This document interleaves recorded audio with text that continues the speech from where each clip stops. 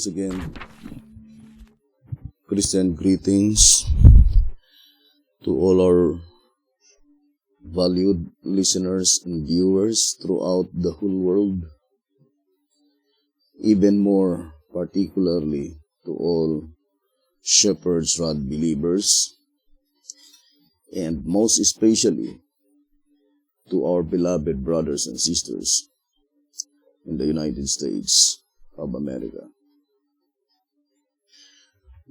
Good evening, and may the good Lord bless you, brothers and sisters. This is our episode number 7 on our subject, the beast and its image. Now, I would like to begin our study in answer number 2. On page 80, it says, every Christian should remember that as the truth is ever advancing, it will not be found today where it was yesterday. And that, therefore, Christ's followers must advance with it. They will not follow the examples of the Jews and the Romans.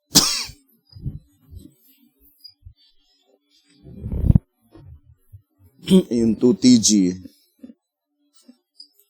number 19, on page 17, it says, concerning the Jews,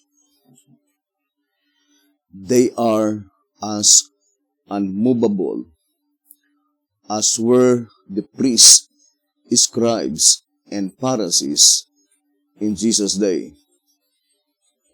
God forbid that any of us should thus lose out. 2TG 19, page 17. They are as unmovable as were the priests, scribes, and Pharisees in Jesus' day. God forbid that any of us should thus lose out.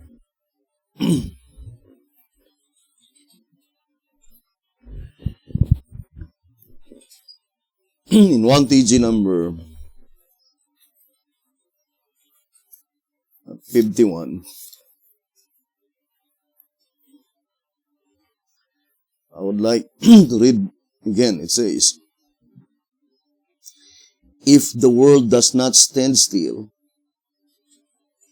if it makes the progress it does, then why should the church stand still? Why should the church not know more of God and more of the Bible today than she did yesterday? Why should Christianity be proud of not adding Bible doctrines? What a world this would be if everything was not moving ahead as it is. If we were to compare the world's increased knowledge and accomplishment in the last 50 or 100 years with the church's increased knowledge and accomplishments in the same period of time,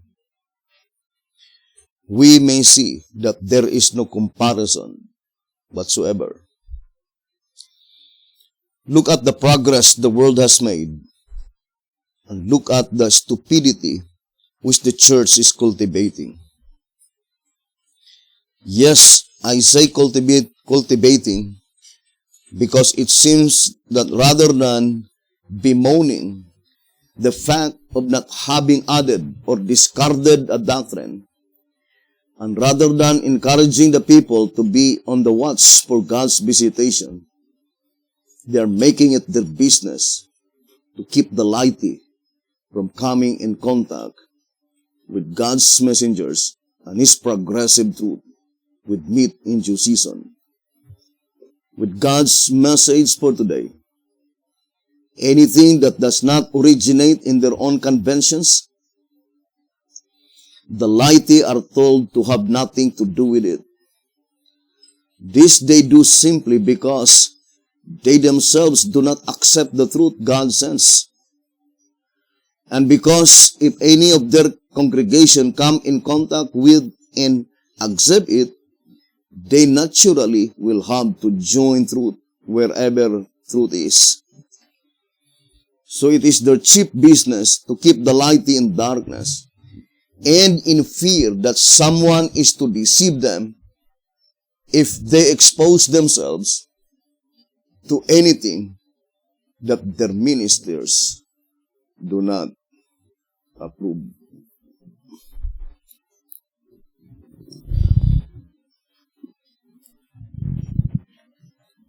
The spirit of prophecy told us that it is a misery which to be lamented.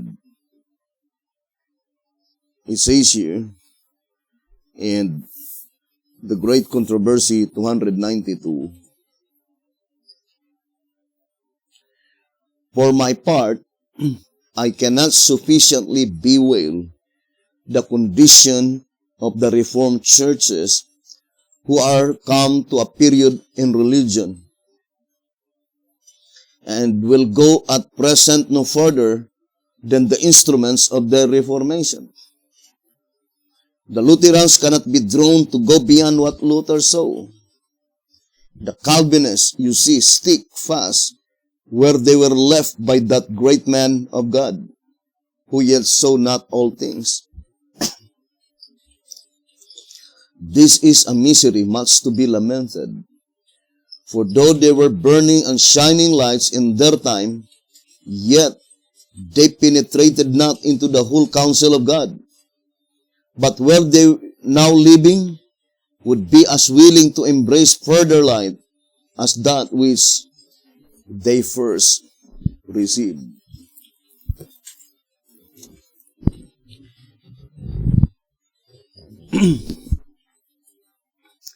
Here in answerer number 1, page 70,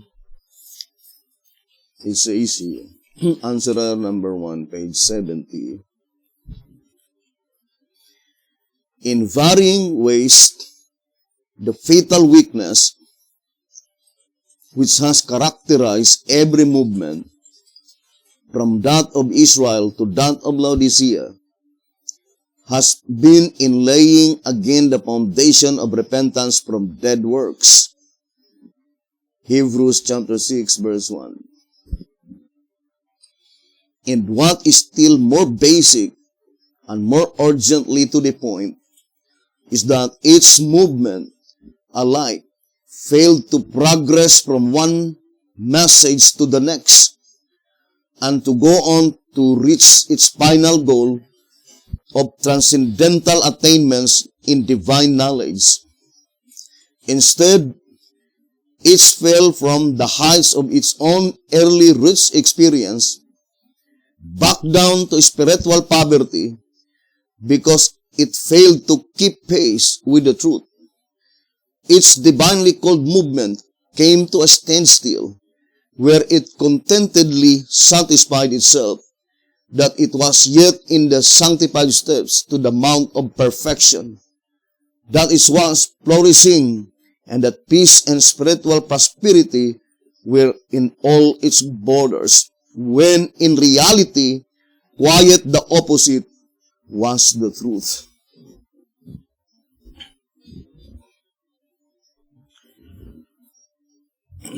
I would like to read this reading in answerer number 1 on page 50. It says here, answerer number 1 on page 50.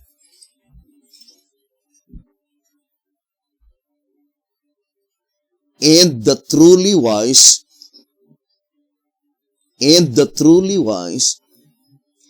gave no concern to these discrepant teachings, but gladly accepted the truth in its progressive form, and went on to higher and higher spiritual attainments, whereas those who stumbled on this disparity either rejected John as a false prophet and accepted Jesus as the Christ, or accepted John as a true prophet and rejected Jesus as a false Christ, and consequently slip farther and farther backwards and downwards until they were no longer followers of either Christ or John.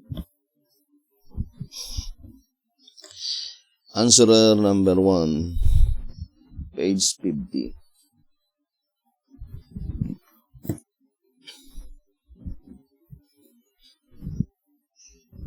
Here the statement in track number 14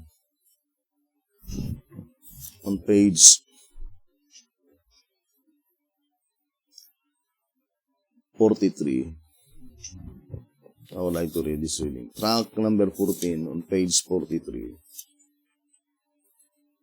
It says, the urgent lesson here to be learned is that those who are ever progressing, keeping pace with the march of truth, are the only real Christians.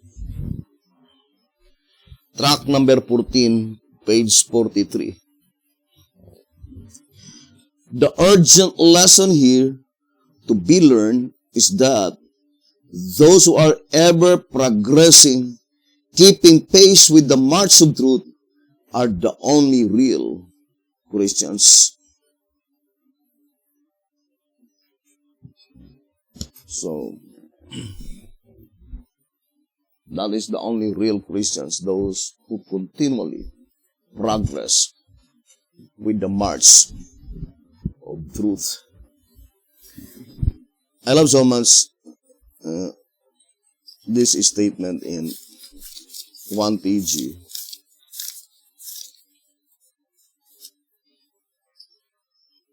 Uh, 51, page 9,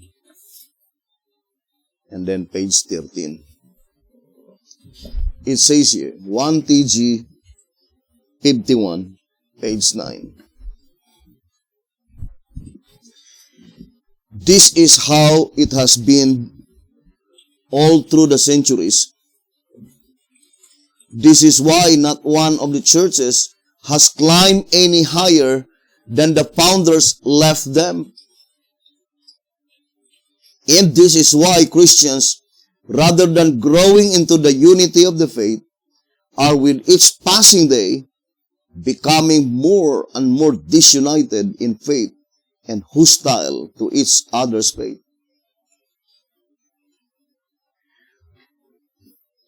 We know that the founder of the Bedean is B.T. Hotep. And B.T. Hotep died in 1955. Would you think the Bedean is not included with this admonition, brothers and sisters? And then it says, to boast, therefore, that one's denomination has never added a doctrine or laid off one, is to admit that his church is at a standstill, virtually saying, we are rich and increased with goods and have need of nothing, when in fact they are wretched, miserable, poor, blind, and naked, but know it not.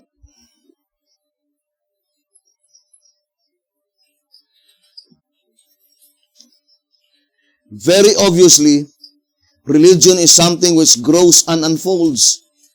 but its people as an organization have never kept pace with it.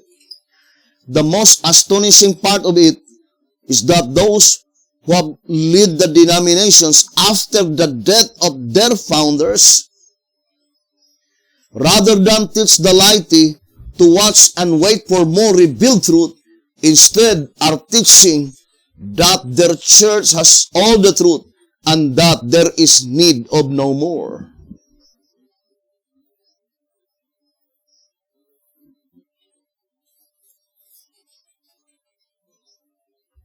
Here in page 13, 1 TG 51, page 13. Religion, brother, sister, is not something dead and waning. It is something living and growing, and God's people grow with it. And now in closing, I wish to leave this question for you to ponder and to answer to yourself. Is this experience, the experience of progressing with truth, your experience? If it is not, then why not? Yes, why? Is it not worth everything? Money, houses, lands, friends, mothers, fathers, husbands, or wives? Is it not worth all this in order to double them? 1 TG 51, page 13. Now, let us now focus our understanding to the peace study. And my admonition is that according to track number 5 on page 6, I would like to read this reading. It says, do not allow what you have believed or practiced in the past to control your understanding. Track number 5, page 6. Do not allow what you have believed or practiced in the past to control your understanding.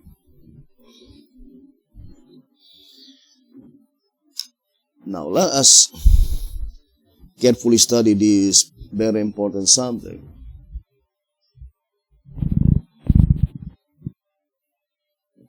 The admonition given in to us are 118.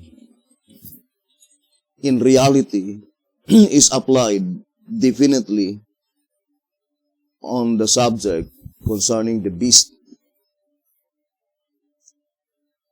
I would like to read to us our 118. It says,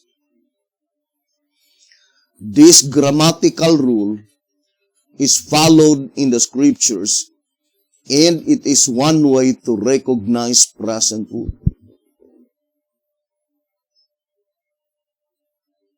So, the grammatical rule must be strictly followed, for it is one way to recognize present truth. And here in Old Symbolic Code, 3 Symbolic Code number 7, page 4, says,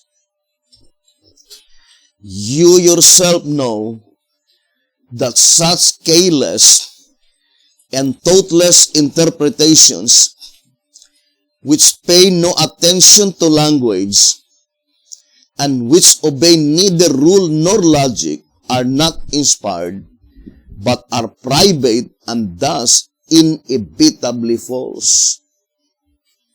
3 Symbolic Code number 7, page 4. And also the statement in Old Symbolic Code, 2 Symbolic Code number 7 and 8, page 10. 2 Symbolic Code number 7 and 8, page 10. Hence, As there are no useless words in either of the writings, those who desire to know the truth must carefully mark every word. Otherwise, they will never comprehend the truth, and as a consequence, they will be driven by the winds as the waves of the sea, until the winds cease blowing, probation closes, and they be left to sink down in their sins, as do the waves in the sea.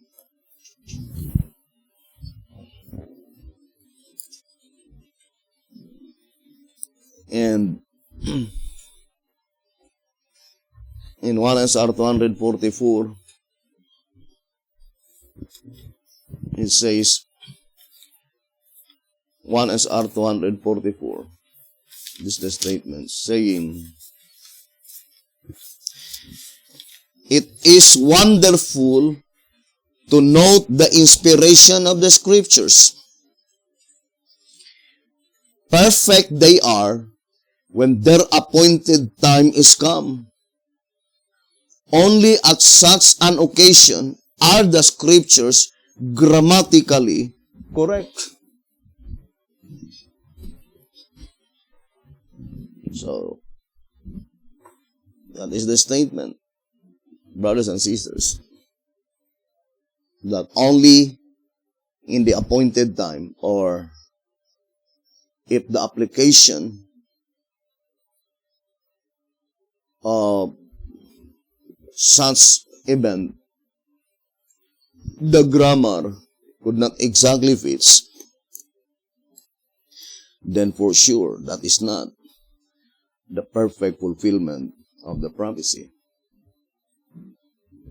Or if it is the perfect fulfillment of the prophecy, then it should be perfectly, grammatically correct. So, let us now carefully study every statement, brothers and sisters, that we are going to read, and let us compare all the inspired statements, because that is the only inviolable rule of interpretation, right? In answerer number 3, page 41, it says, let us remember always to observe the inviolable rule that an interpretation of one inspired statement must harmonize with all other related statements. Answerer number 3, page 41. That is the only inviolable rule of interpretation, that one statement must harmonize all others related statements. Or we need to compare, when we study the shepherd's rod, we need to compare the entire shepherd's rod publications. So it is very important, brothers and sisters, to compare the entire shepherd's rod publications. Because according to Old Symbolic Code, it says 3 Symbolic Code, number 1, page 9, a conclusion which is based upon a single citation, do the passage be ever so plain, but which conclusion cannot be harmonized with every other authoritative statement on the same subject, is not a safe and honest rule of interpretation.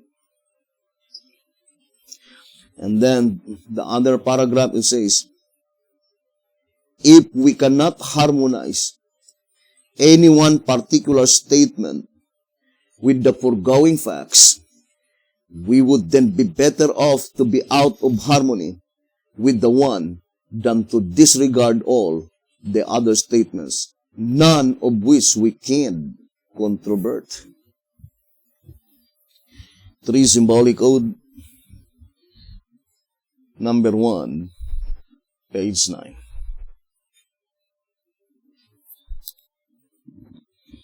Now, let us begin our study in 2SR page 113.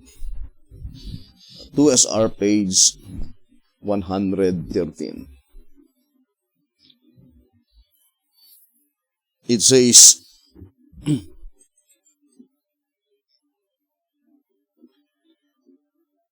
note that the dragon of Revelation 12 verse 3 has the crowns on his heads, not on his horns. It has been previously explained that when the crowns appear on the heads, it denotes a religio-political system. But if they appear on the horns, it reveals that the state is independent of the church. So, that is very plain. Now, here's another statement that I would like to read in 2SR. Page 88 and page 89. And I think the same statement. It says here, the crowns represent civil authority. Reading to SR page 88 and 89. The crowns represent civil authority as previously explained. Had they been on the heads like on the dragon of Revelation 12 verse 3, it would denote that the churches are using the civil arm of the state to propagate their dogma as in the days of imperial and papal Rome, represented by the dragon. Now, the statement is very plain, brothers and sisters,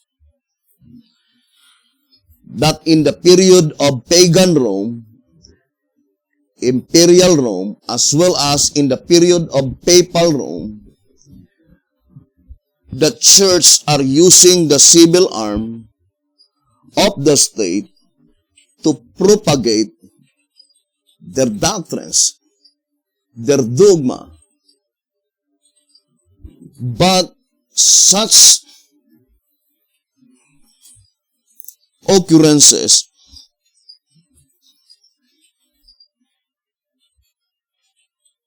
was not portrayed in the symbolization of the nondescript beast, either the first stage or the second stage.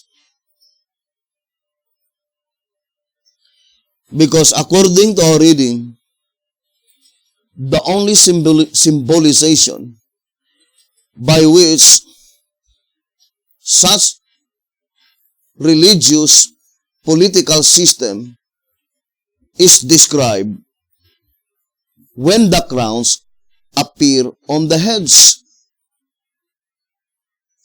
Now let us read again the statement in 2SR 113. Note that the dragon of Revelation 12 verse 3 has the crowns on his heads and not on his horns. It has been previously explained that when the crowns appear on the heads, it denotes a religio-political system.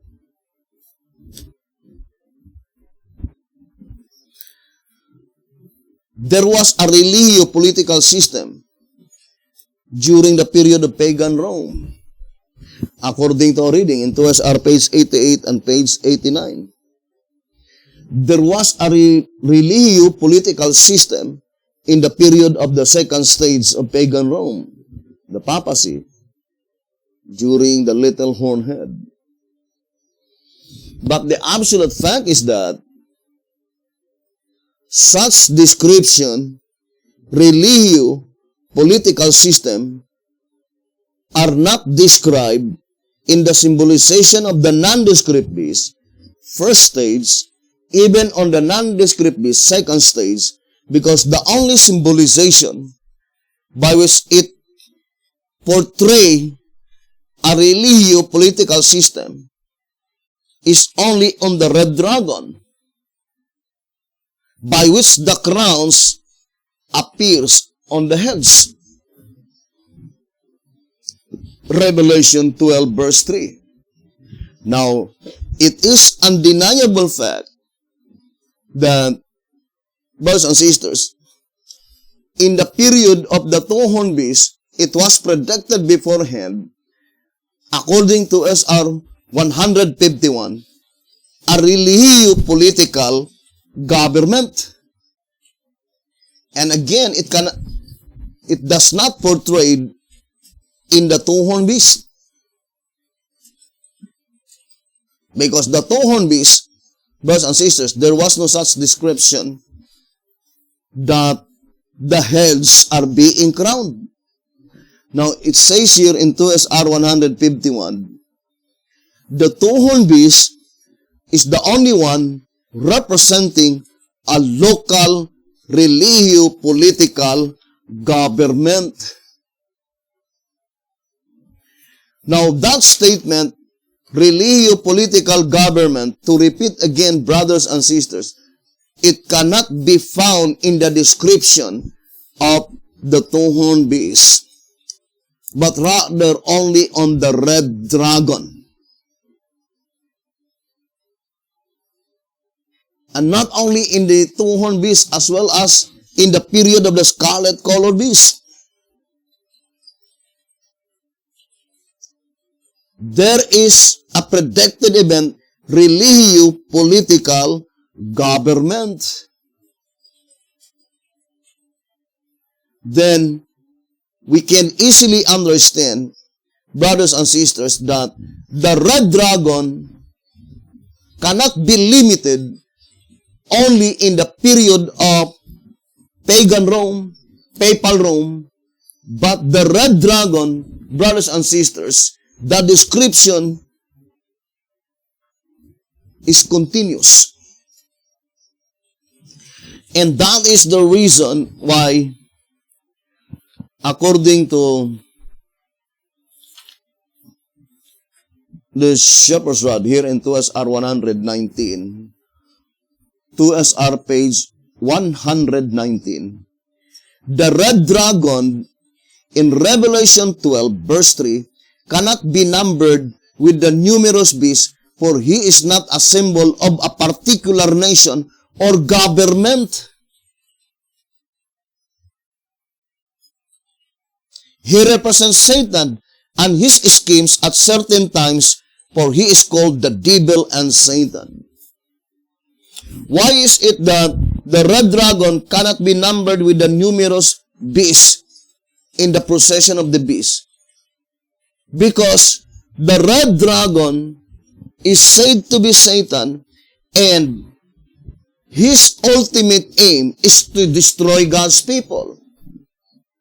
Meaning, wherever God's people will be, the dragon will always be there.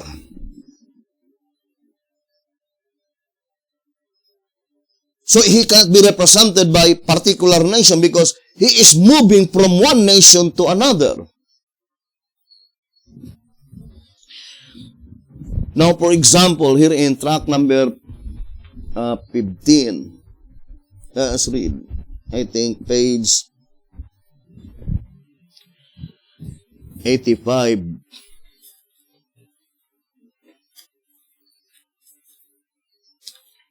Track number 15, page 85 and page 86. Unquestionably, therefore, the wilderness where the woman was nourished for the time being, is the land of the Gentiles, and the woman's having to flee from the face of the serpent in her homeland shows that the dragon had made the Holy Land his headquarters. Not satisfied with this, though, he even followed her into the wilderness. Track number 15, pages 85 and page 86. So, in that reading, we can immediately discern that the particular object in view of the red dragon is to destroy the woman. Because at the time when he had been able to conquer the entire Palestine, after all the apostles died in 180, the Palestine became the dragon's headquarters. But at the moment he noticed, he discovered that the woman was no longer in the vineyard. The woman is already in the wilderness. He followed the woman in the wilderness. So the ultimate aim of the dragon is to destroy the woman. But as far as the words of Jesus Christ are thus concerned, there is no possibility that he could be able to destroy the woman, because his power is limited by God. And the declaration, I would like to read again the Great Controversy 505.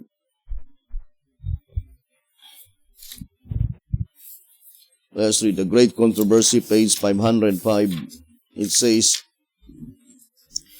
I will put enmity between thee and the woman, and between thy seed and her seed. It shall bruise thy head, and thou shalt bruise his heel. Genesis 3, verse 15. The divine sentence pronounced against Satan after the fall of man was also a prophecy, embracing all the ages to the close of time and foreshadowing the great conflict to engage all the races of men who should live upon the earth.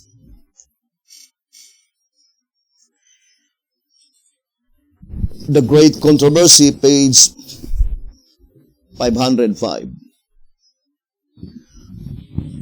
Notice that in Genesis 3 verse 15, the main subject is concerning the woman and the serpent. And the divine sentence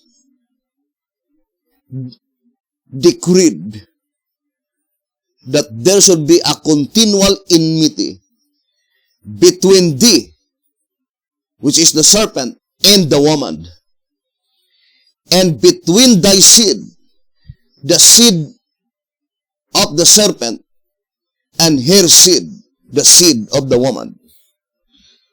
It shall bruise thy head. So, it was predicted beforehand that the woman shall bruise the head of the serpent, and thou shalt bruise his heel. Genesis 3 verse 15. Why is it that it is inscribed in masculine gender? His heel. rather than here. Because that portion is pointing to Jesus Christ. Now, I would like to read this reading in 1888. Let me read to you the statement. It says here that accordingly, on the first advent of Jesus Christ, let us read the statement here. But there are two comings of the seed. There is another, the second coming of Christ, as well as there was the first coming of Jesus Christ. The seed is definitely pointing to Jesus Christ, right? Even Apostle Paul in Galatians 3 on verse 15, it says,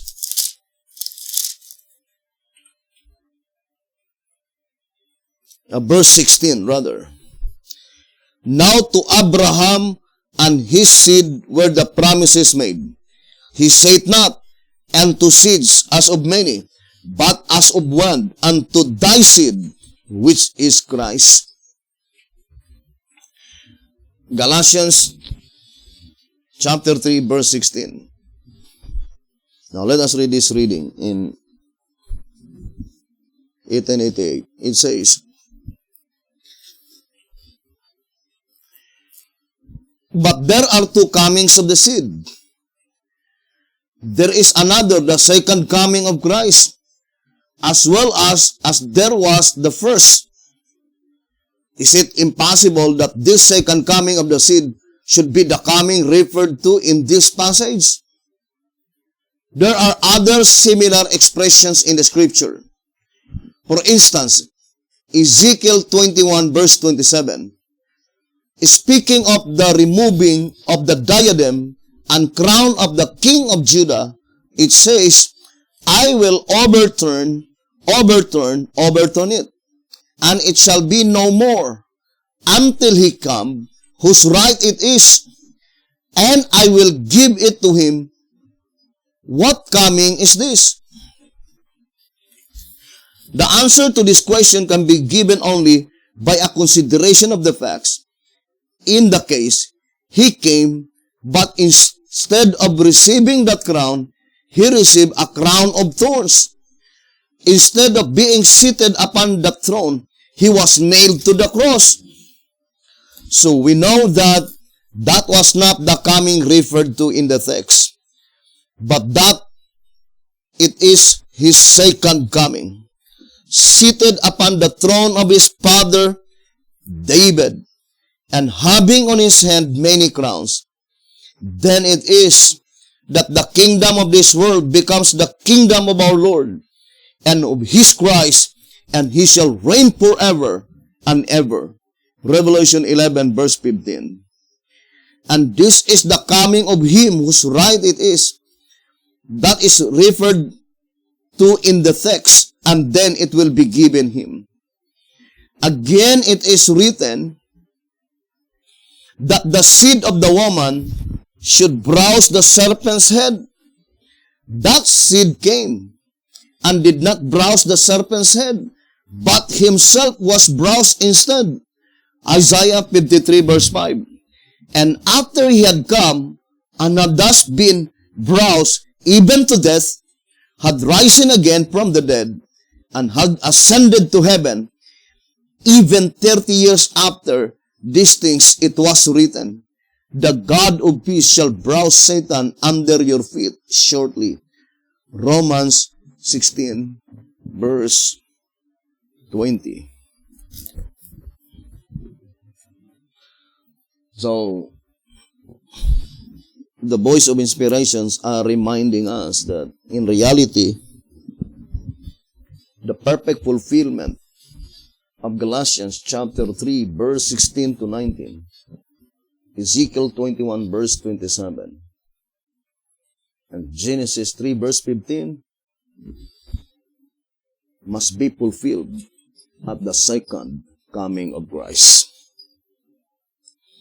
But that second coming of Christ, for sure, cannot be the second visible coming of Jesus Christ.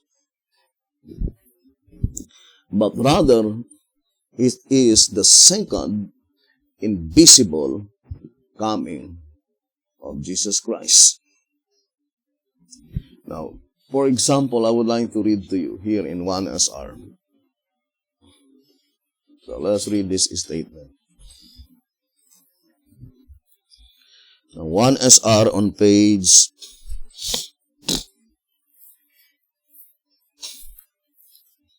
212 and 213. Let us read a statement here given by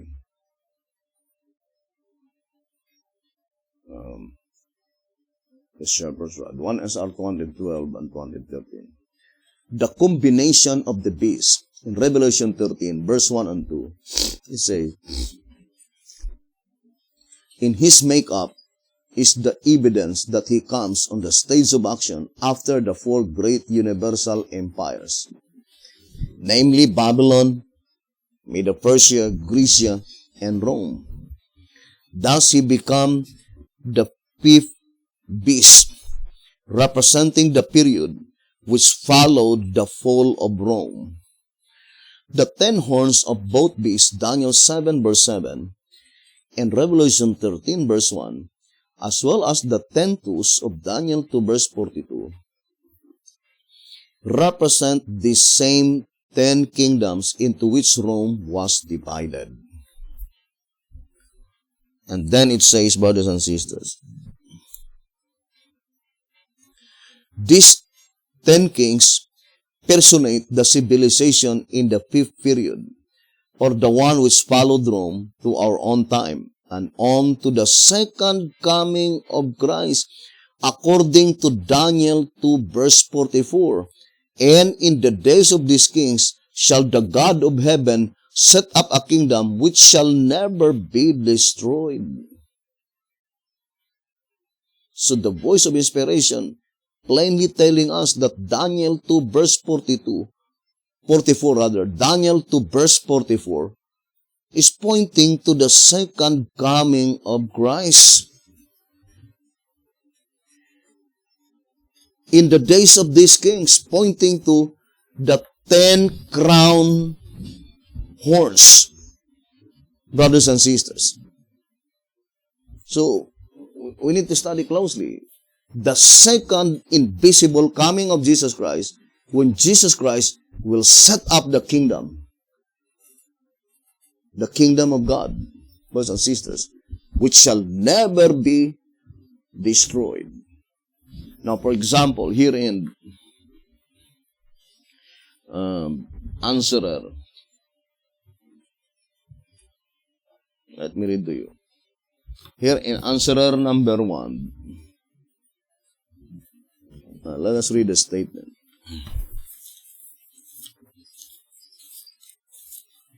Answerer number 1 on page 24.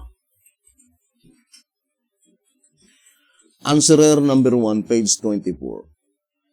We hold it to be a simple, self-evident truth that as the stone in Daniel 2 verse 34 is symbolical of the kingdom, and that as it smites the tooth of the image, it necessarily must be set up before it smites them, just as Daniel said, in the days of these kings, the two kings, the kings of today, shall the God of heaven set up a kingdom?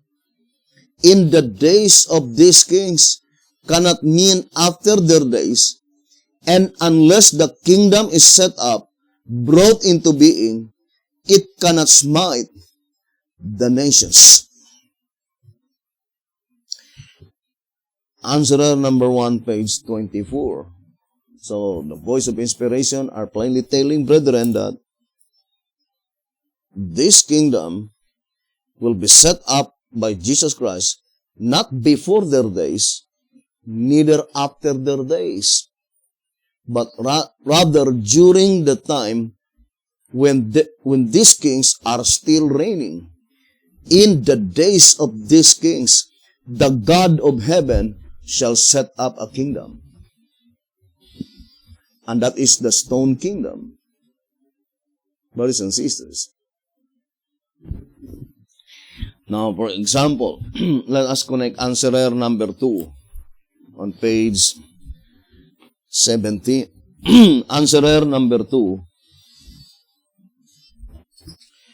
on page 17.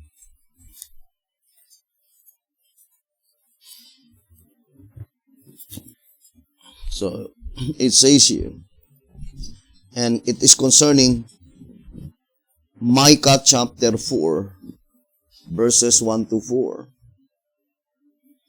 Let me read to you the statement. Conclusively, therefore, do not forget that this commentary is explaining Micah chapter 4, verse 1 to verse 4. It says, conclusively, therefore, the kingdom church. So the shepherds had called it the kingdom church, must be set up before the devil turns upon the remnant, those who are left behind and who are then being gathered, and against whom he wars for refusing to worship him in the person of the beast and his image. Now let us focus first to Micah chapter 4, verses 1 to 4. To repeat again, the statement here in answerer number 2, page 17, saying, conclusively, therefore, the kingdom church must be set up. I think the other term must be, the kingdom church must be in existence.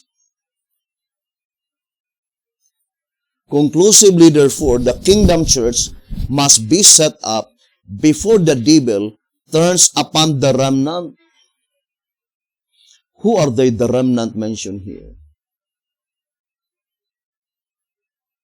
Those who are left behind and who are then being gathered, and against whom he wars for refusing to worship him in the person of the beast and his image.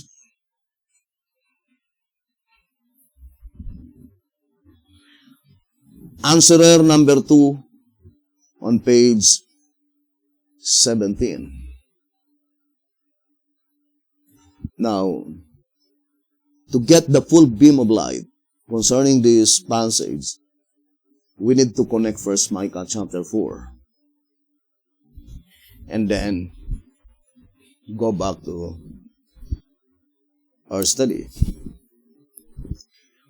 Remember, we already read in 1 SR 212 and 213 that Daniel 2 verse 44 is pointing to the second coming of Christ. But for sure, 100%, that second coming of Christ cannot be the second visible coming of Jesus Christ, but rather the second invisible coming of Jesus Christ. Because the only thing which is commonly known by mostly Christians are the second visible coming of Jesus Christ. But we are talking about the second invisible coming of Jesus Christ. The shepherd's rod plainly told us in 2TG number 44, page 44. I would like to read 2TG 44, page 44. The signs of the kingdom, you see, are even more important for one to observe than are the signs of Christ's coming. If one should miss the signs of the kingdom, then the knowledge of the signs of Christ's coming would profit nothing. For all such will be frightened at his appearing and say, to the mountains and rocks, fall on us and hide us from the face of him that sitteth on the throne and from the wrath of the Lamb, for the great day of his wrath is come, and who shall be able to stand? Revelation 6, verse 16 and verse 17. Now, for sure, brothers and sisters, the coming mentioned here could not be the visible coming of Jesus Christ. Because at the second visible coming of Jesus Christ, there will be no more mountains. Let us read the old symbolic code.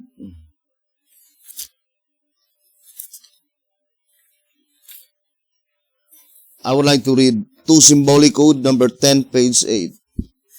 2 symbolic code number 10, page 8. It says, consequently, if we place the fulfillment of Isaiah's prophecy after the 7 last plagues, we would make the revelator contradict Isaiah.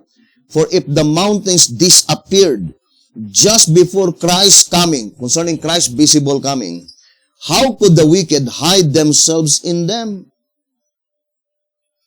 Consequently, if our understanding of Revelation 16, verse 17 to 21 is correct, then Isaiah 2, verse 19 to 21 must be fulfilled before the 7 last plagues. Now here in 2 symbolic code number 10, page 8, the voice of inspiration is very plain by telling us, brothers and sisters, that in the second visible coming of Jesus Christ, there will be no more mountains that would be in existence. All mountains disappeared. So the coming mentioned here in 2TG 44, page 44, cannot be the visible coming of Jesus Christ. Brothers and sisters, and the shepherd's rod is saying that the signs of the kingdom is even more important to observe than Christ's coming mentioned in Revelation 6, verse 16 and 17. Now, what is Christ's coming mentioned in Revelation 6, verse 16 and 17? For sure, this is the coming by which most Davidian are looking for. The 7 days is slaughtering.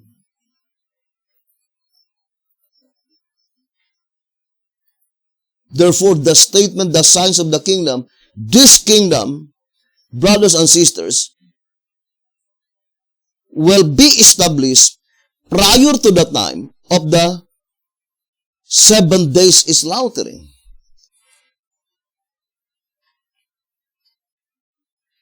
Because this kingdom will be established while the 10 horns are still being crowns. At the commencement of the little time of trouble, I would like to read tract number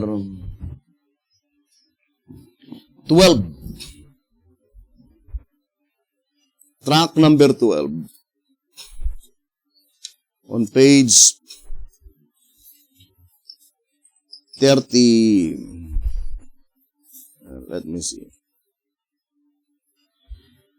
Tract number 12, page 32.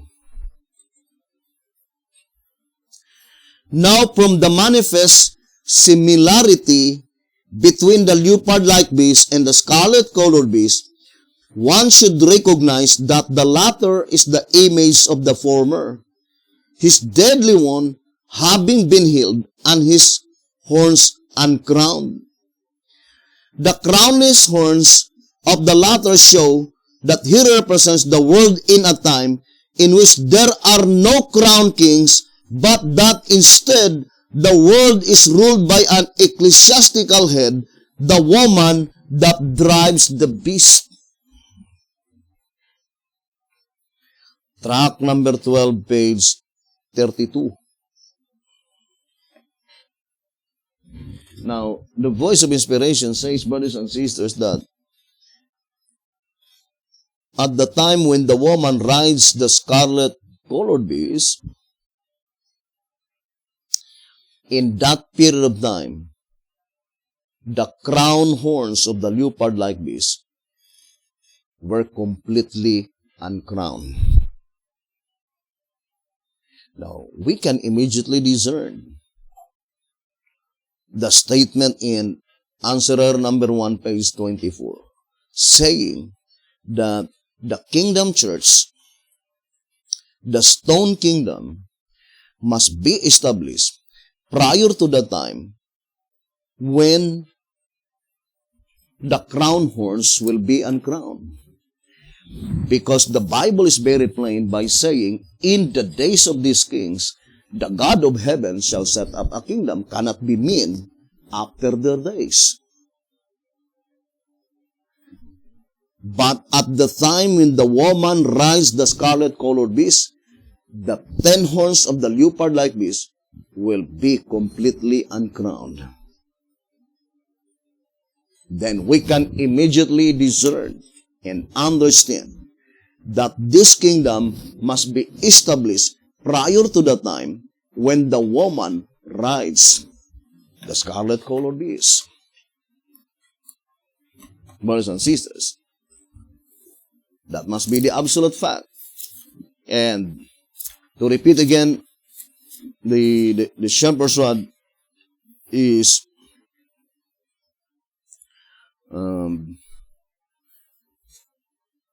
while describing the kingdom church, he attached it to the prophecy Micah chapter 4, and more particularly on Micah chapter 4, verse 1. Now let us read 1 SR.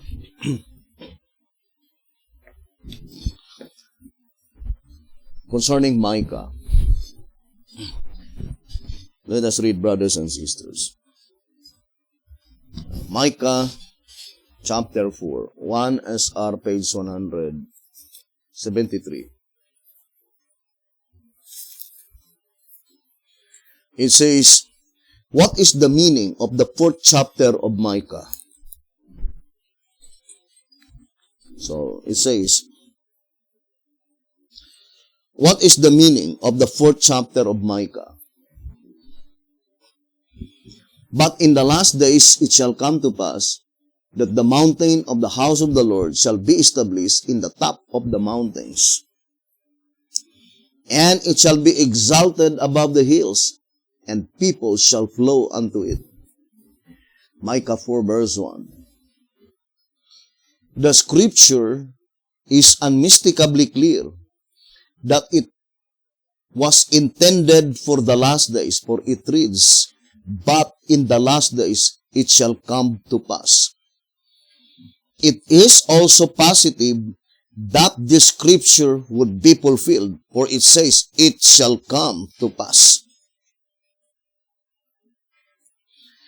It is an accepted fact that nearly all Bible students agree that the mountain spoken of in this chapter is a symbol of God's church.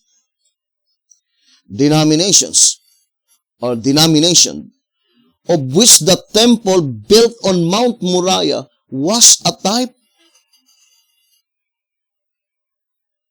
Now, the mountain mentioned in Micah chapter 4, verse 1, according to the shepherd's rod, it is pointing, typifying to the temple that was built on Mount Moriah. Who built the temple on Mount Moriah? It is Solomon, the son of David. And for sure, the one who will build this temple, the antitypical temple on Mount Moriah, must be the son of David. And that is Jesus Christ, the antitypical Solomon, the son of David. Brothers and sisters.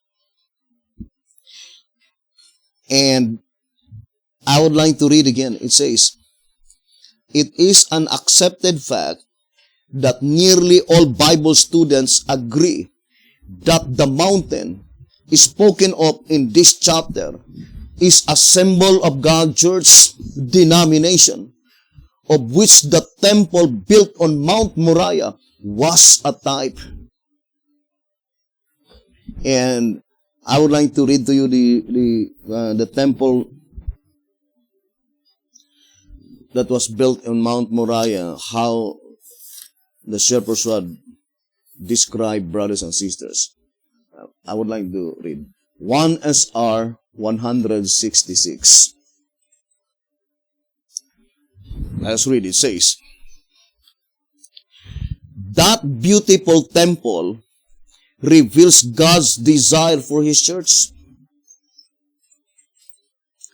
For this reason, God lavished so much wealth upon this palatial structure upon Mount Moriah.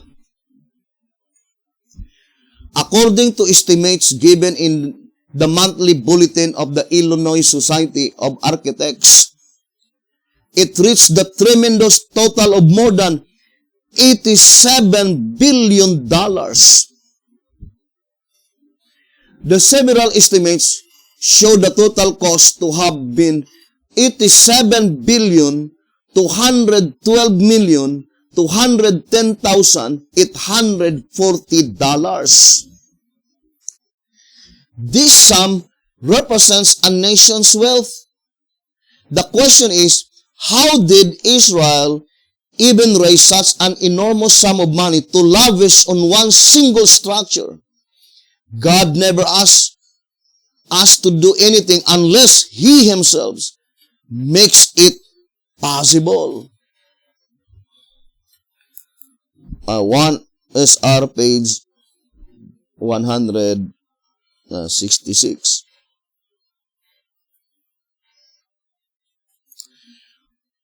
Now, let us go back again to the statement in 1 SR, page 173. It says,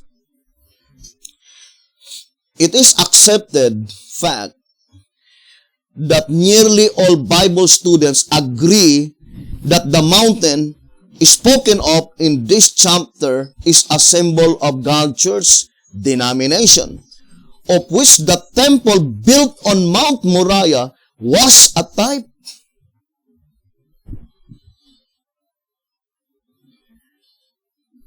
That's Micah 4 verse 1, pointing to the Seventh-day Adventist Church. 100%. The answer is no. Does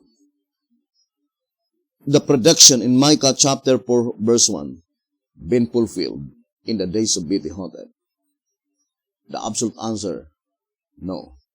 It was still unfulfilled. Now, brothers and sisters, I would like to read first here in 2SR. 2SR page 262. 2SR 262, it says, first temple, literally greater, but the second is spiritually greater. Now, it is pointing to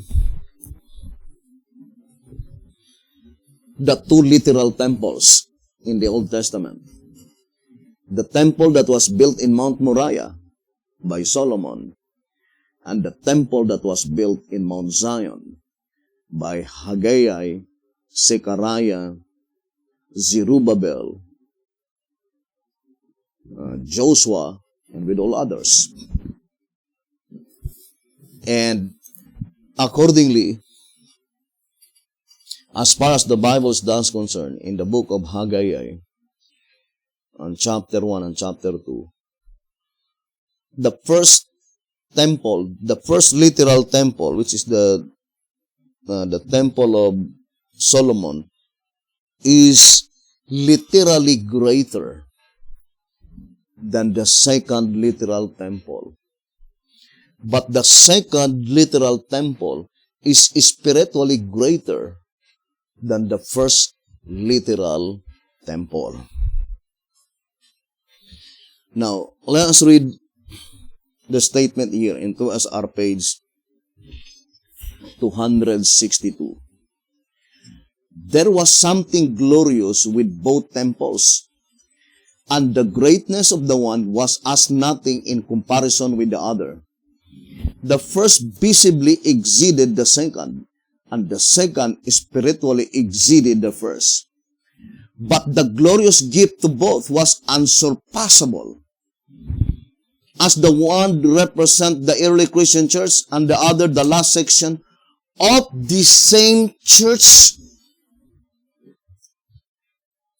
It is evident that both sections were endowed with great glory, but the glory of the early church was literal, and of the latter spiritual, according to types. Now, I would like to focus to the statement of the same church. So the comparison must be the same church. Now, for example, the apostolic church. The first section of the apostolic church, from 27 AD to 31 AD, and the second section is 31 AD to 100 AD. The first section is literally greater because Christ's visible presence is within them. Christ is among them. Christ's visible presence. But at the time when Jesus Christ ascended to heaven, on May 27, 31 AD, and 10 days after, the former rain power was poured out to the 120 disciples, and the converts every day, thousands upon thousands. So the second section of the same church is spiritually greater than the first section of the same church. The first section is literally greater. Why? Because the presence, the visible presence of Jesus Christ is among them. But the conversion of truth was nothing in comparison in the second section of the same church. So the second section is spiritually greater than the first section.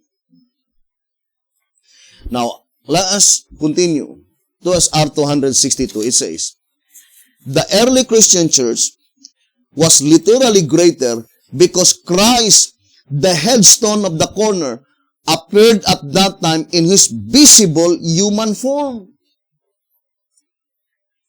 Thus, the literal magnificence of Solomon's temple was a perfect symbol, but the type reveals that the glory of the early church was as nothing in comparison with the latter section of the same church.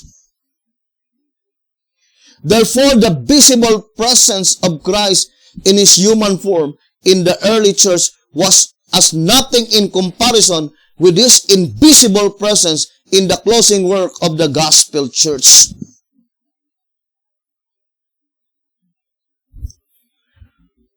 Now, the comparison must be the same church.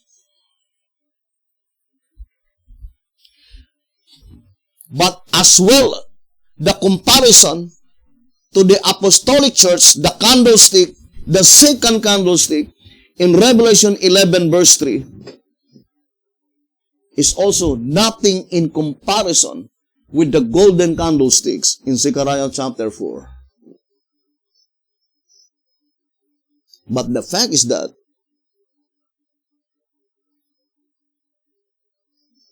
there must be a definite comparison between the sections of the same church. The first section of the 8th church in the New Testament succession, or the first section of the 10th church. Brothers and sisters, and it was represented by Mount Moriah, the antitypical Mount Moriah, antitypical temple built in Mount Moriah, and the antitypical temple built in Mount Zion. Then in this study, let us distinctly separate Mount Moriah and Mount Zion. Otherwise, where is the comparison?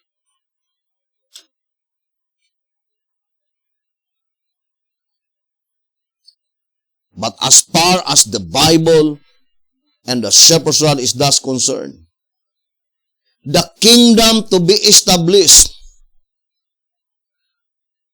prior to the time of the little time of trouble, while the 10 horns are still crowns, not yet uncrowned, is literally greater than the kingdom to be established after the 10 horns had been uncrowned, which is the kingdom to be established on Mount Zion. But the kingdom to be established on Mount Zion must be spiritually greater than the kingdom to be established as the antitypical temple, Mount Moriah.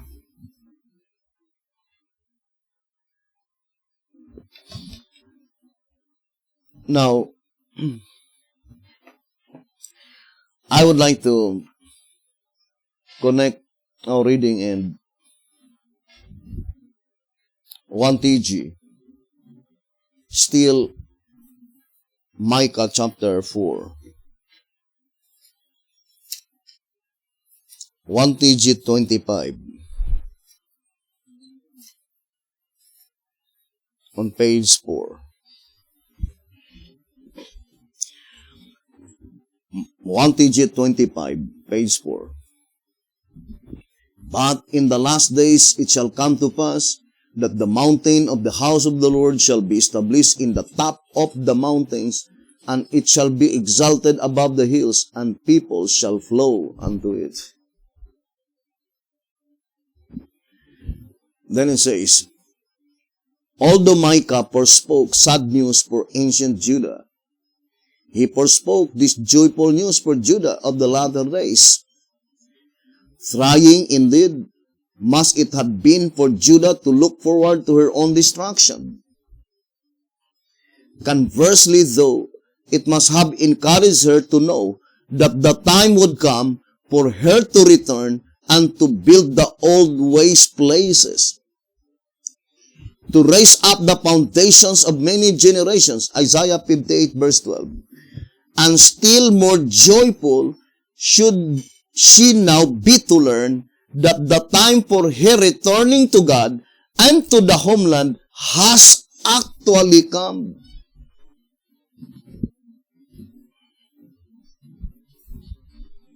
You see, Micah chapter 4 verse 1, there are two good news according to this reading in 1 Timothy 25, page 4. Although the sad news is found in Micah 3, verse 12. But Micah chapter 4, verse 1, there are two good news. The first good news is that when God informed His people that someday they will return to the homeland, that is a good news to Judah. The Judah in the latter days, and I do fully believe that it is pointing to the generation in the days of Betty-Hotep, because Sister White has no knowledge concerning Micah chapter 4, verse 1. So, it is a joyful news. It encouraged them to serve God faithfully because there is a promise that someday they will return to the homeland. But the voice of inspiration says, it is even more joyful at the time when God's people will be to learn that the actual time, the very year by which they will return to God and to the homeland has actually come.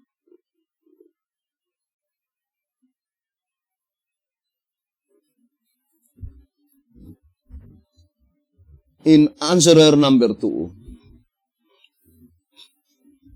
I would like to read. Here in answerer number 2, the shepherd's rod is plainly telling here, brothers and sisters, on page 84 and page 85. Answerer number 2, pages 84 and page 85. Satan's constant target, the people's repeated stumbling block. That the great controversy between Christ and Satan is over this crowning hope, the kingdom, is seen from the Lord's repeated instructions in the prophecies, in the types, and in the parables, from Satan's constant effort to keep the human race out of it, and last, from the human beings repeatedly being defeated in their warfare to become heirs of it. Working determinedly from the beginning to plunge all humanity into hell, Satan conceived his major strategy of misleading them concerning the kingdom.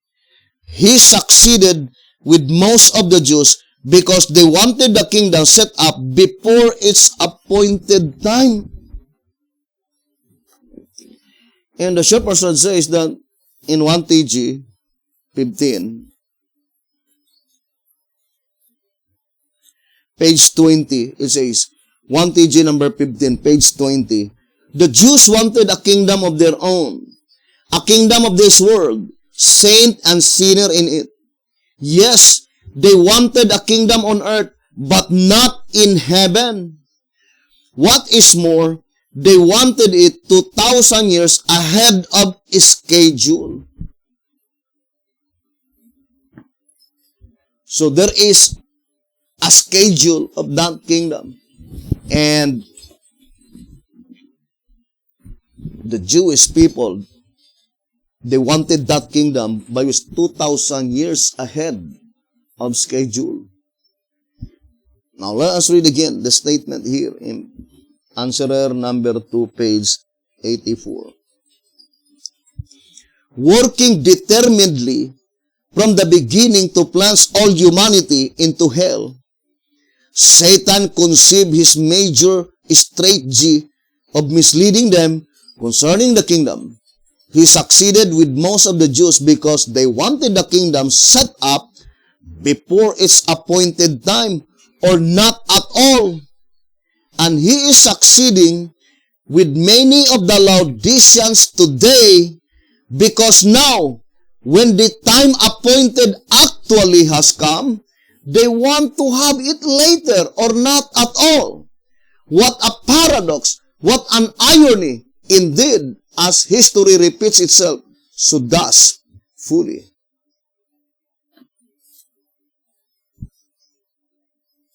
So that's what happens, brothers and sisters.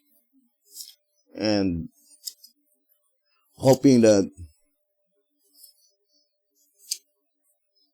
we are among those people by which they will inherit the kingdom. And that is why the shepherd's rod says, brothers and sisters, the signs of the kingdom is even more important to observe than the signs of Christ coming, mentioned in Revelation 6, verse 16 and 17. Or in other words, I would like to say these things. The most important at this time is to study the kingdom by which that kingdom is typifying the temple of Solomon that was built in Mount Moriah, rather than the kingdom typifying the temple that was built in Mount Zion. Although the shepherd's rod plainly told us in 2SR 262 that the glory of both is unsurpassable. It is unsurpassable, brothers and sisters. But for sure, if you will miss to be a part of that kingdom to be built in antitypical Mount Moriah, there is no possibility that you will become a part of that temple to be built in Mount Zion. Now let's go back to our subject concerning the beast, brothers and sisters. Let's read 2SR.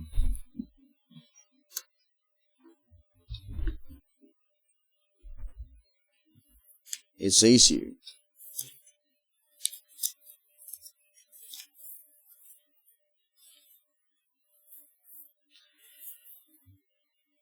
to SR page 117, verse 9. Now let's read. And here is the mind which hath wisdom. The 7 heads are 7 mountains on which the woman sitteth, all the heads being present on the beast, and the woman sitting on them proves that all 7 mountains must be in existence at the same time. They cannot be consecutive, for the woman sits on them all, which denotes one great union of the heads by the medium of the woman.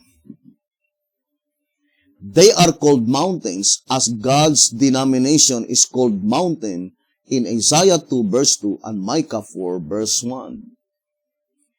The mountain singular is God's denomination, but the mountains plural by both Isaiah and Micah have reference to the same denominations represented by the heads on the beast. Thus the 7 heads are 7 mountains. Now, who are they? The denominations mentioned in Isaiah and or the mountains mentioned in Isaiah and the mountains mentioned in Micah. The shepherd's rod says in this reading that the mountains inscribed in plural form by both Isaiah and Micah have reference to the same denominations represented by the heads on the beast. Now, who are they? The 7 or the mountains in Micah chapter 4.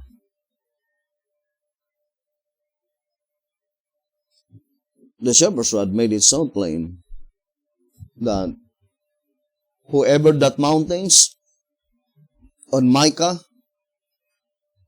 that is the same mountains on the beast.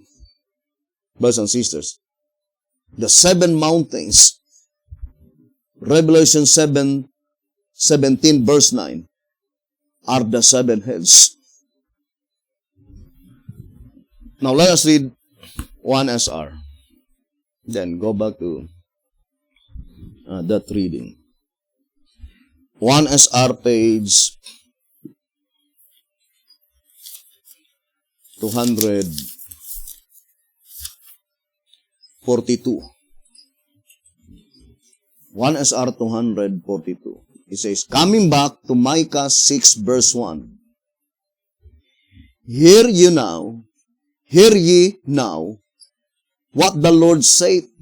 Note the verb here is in present tense, therefore, present truth. But what are we to hear?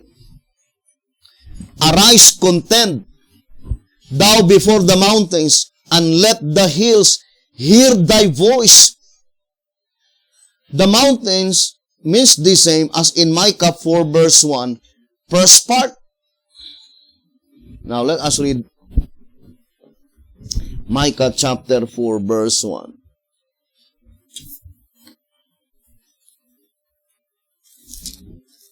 Micah chapter 4 verse 1. It says, but in the last days it shall come to pass that the mountain of the house of the Lord shall be established in the top of the mountains, and it shall be exalted above the hills, and people shall flow unto it. Micah chapter 4 verse 1. So, concerning Micah chapter 4 verse 1, the first mention is singular, mountain. And the last that had been mentioned is plural, mountains and hills. Now let us read Micah chapter 6 verse 1. Micah chapter 6 verse 1. Hear ye now what the Lord hath said. Arise, contend thou before the mountains, and let the hills hear thy voice. But in Micah chapter 6 verse 1, brothers and sisters, only mountains had been mentioned. And there is a divine command to someone to arise and contend thou before the mountains. Now let's go back to 1 SR 242. It says, brothers and sisters, coming back to Micah chapter 6 verse 1, hear ye now what the Lord saith. Note the verb here is in present tense, therefore present truth. But what are we to hear? Arise, contend thou before the mountains, and let the hills hear thy voice. So, let us distinctly separate the people by which God commanded them to speak, so that the mountains and the hills shall hear their voice. The mountains means the same as in Micah 4 verse 1, first part. But if you will go to Micah chapter 4 verse 1, the first part that had been mentioned is mountains, singular. But what does it means? The mountains means the same as in Micah 4 verse 1, first part. Or in other words, brothers and sisters, the fulfillment of Micah chapter 4 verse 1 is divided into 2 sections. And then it says, the only difference between the two is that the latter is singular, but the former is plural.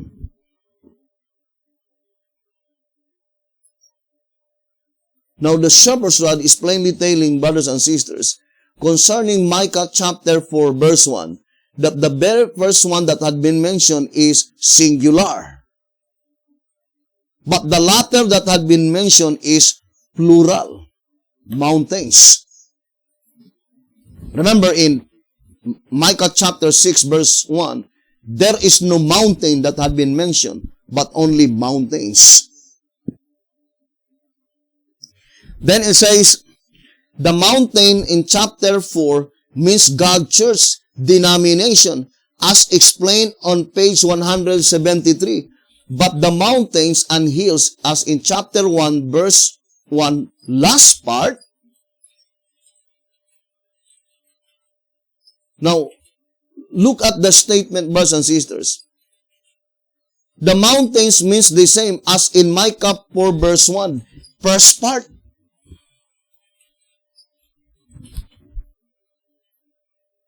To repeat again, the first part mentioned in Micah chapter 4, verse 1, brothers and sisters, is mountain, not mountains. Now, what does it mean by the statement? The mountains means the same as in Micah chapter 4, verse 1, first part.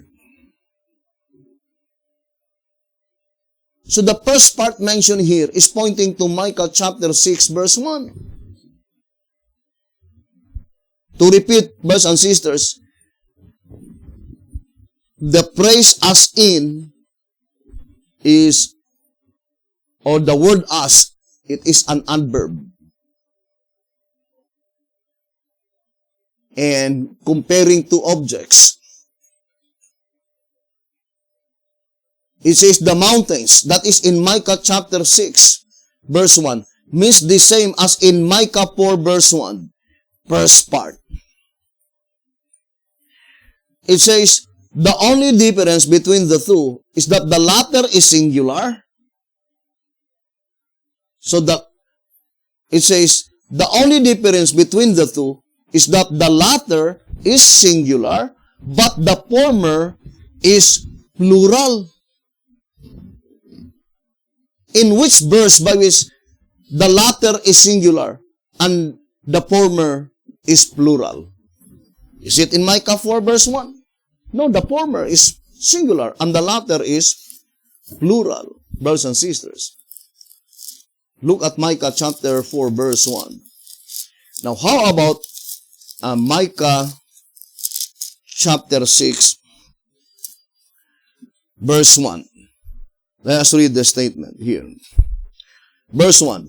Hear ye now what the Lord saith.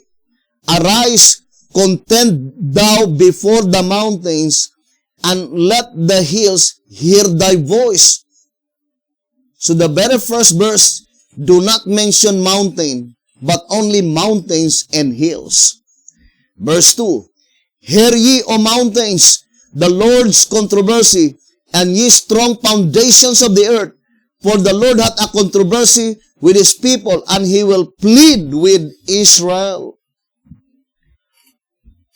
Micah 6, verse 1 and verse 2. Now, in the book of Micah, on chapter 6, there is no mountain that had been mentioned, but only mountains and hills.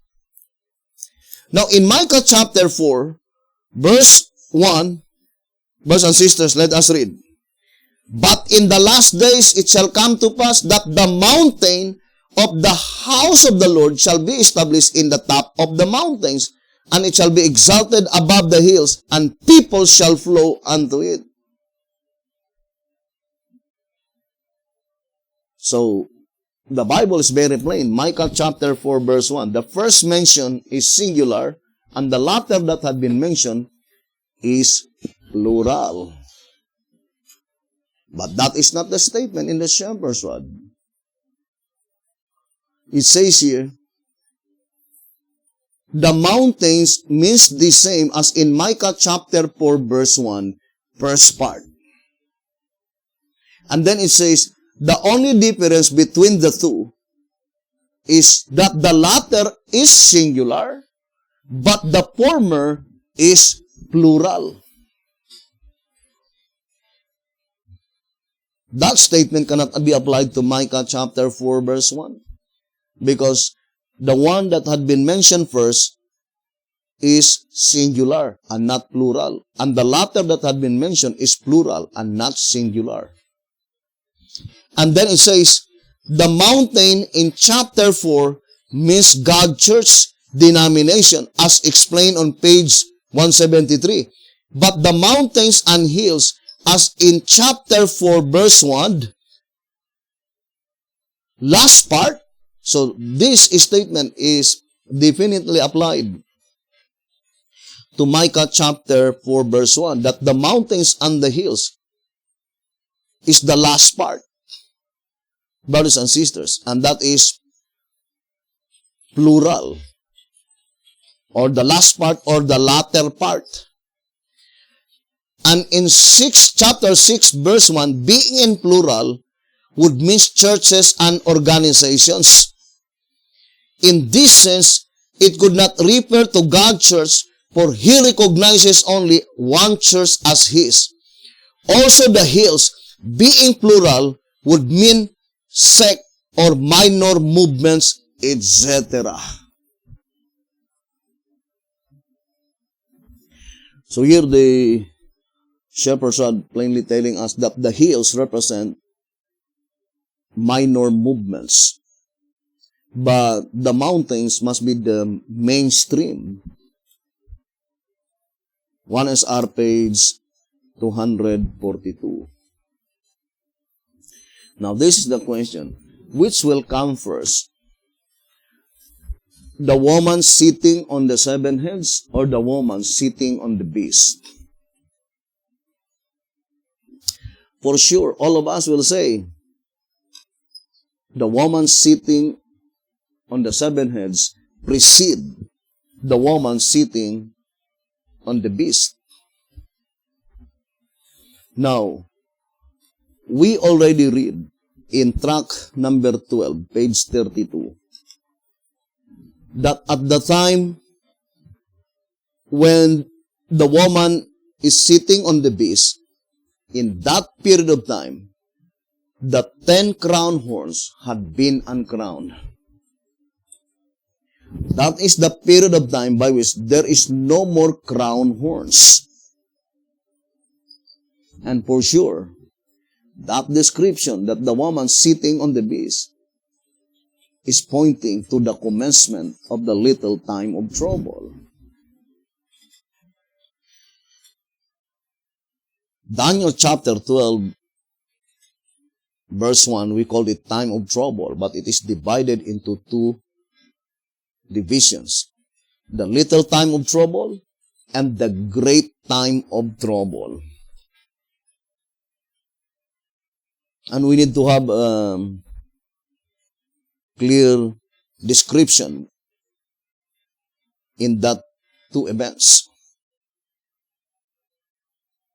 At the time when the woman is sitting on the scarlet-colored beast, in the period of the little time of trouble, and in the time when the woman sitting on the scarlet-colored beast, in the period of the great time of trouble. There is a wide contrast between these 2 events, brothers and sisters, and we will show it one by one.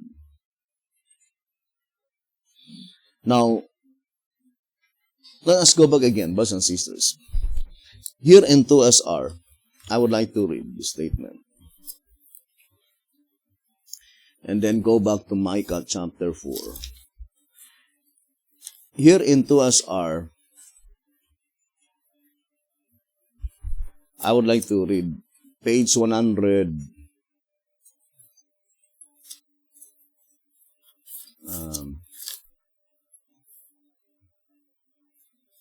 158 and also page 160.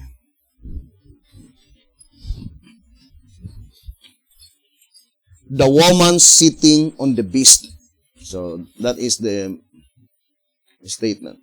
The woman sitting on the beast, or sitting on the scarlet-colored beast.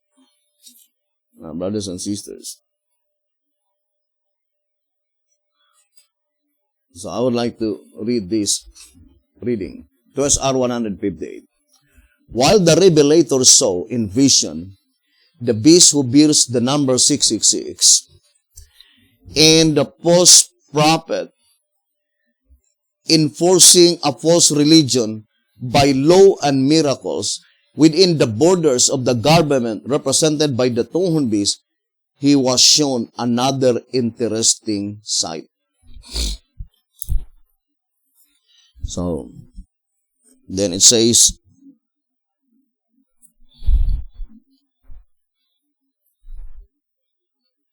and I saw, he says, a woman sit upon a scarlet-colored beast, full of names of blasphemy, having 7 heads and 10 horns. And the woman was arrayed in purple and scarlet color, and decked with gold and precious stones, and pearls, having a golden cup in her hand, full of abominations and filthiness of her fornication. Revelation 17 verse 3 and 4. This symbol reveals that after the woman had sat on the heads, united the churches, she also succeeded to sit on the beast. The beast is a symbol of the entire present world, both civil 10 horns and religious 7 heads. As the woman sitting on the heads denotes union of churches, just so the sitting on the beast represents internationally the church and the state governed by the same head, woman. Therefore, an international system of religion and a combination of church and state. In such a system, the great men of earth will see a vision of settling the troubles of the world, wielding the people and the nations into a worldwide brotherhood, fulfilling by a medium of religion. 1 Thessalonians chapter 5, verse 3.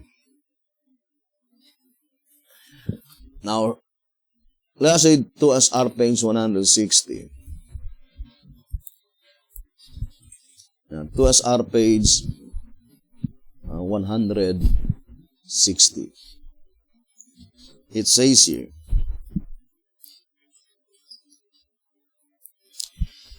the tabulation of events in this chapter fully illustrate great prophetic occurrences that are to transpire in rapid succession as shown in the chart.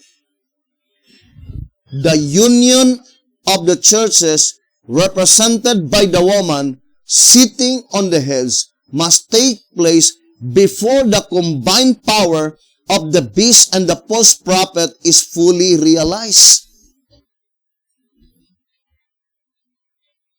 Now, I would like to read again. It says, the union of the churches represented by the woman sitting on the heads must take place before the combined power of the beast and the false prophet is fully realized. The symbols, false prophet and the beast, reveal that there shall be a national alliance of church and state. So the word national alliance meaning local. A local religio-political system. Now, I would like to read again in 2SR 151. It says, 2SR 151, the two-horned beast is the only one representing a local religio-political government. And in 2SR 160, it is called National Alliance of Church and State. The state is the President of the United States of America, and the church is represented by the false prophet. A union of church and state. Now, I would like to try to arrange the tabulation of events in its proper order, brothers and sisters. Now, as far as the Bible is thus concerned, according to the explanation given by the shepherd's rod, the woman will sit first the 7 heads before the combined power of the beast and the false prophet are fully realized. So the first event that we need to closely guard is the event when the woman sits on the 7 heads. Is it still future, or is it already fulfilling? That is very important, brothers and sisters, in this study concerning when the woman will sit on the 7 heads. But the shepherd's rod made it so plain that that event will precede the event when the false prophet and the beast will combine their power. Here in track number 12, page 26, it says, the power that is represented by these 2 horned beasts will identify itself with the false prophet, for together they are cast alive into a lake of fire. Revelation 19 verse 20. From this it is plain to see that the wonders which the beast does in the sight of men, and by which he deceives them that dwell on the earth, Revelation 13 verse 13 and 14, are wrought by the false prophet. Revelation 19 verse 20, in the sight of the beast. Clearly then, the beast's civil authority combined with the prophet's supernatural power points to a union of beast and prophet, an affiliation of state and of church representatives. Track number 12, page 26. Now, let us read another statement on the Shepherd's Rod Publications. Old Symbolic Code. 1 Symbolic Code, number 5, page 6. 1 Symbolic Code, number 5, page 6. Let us read.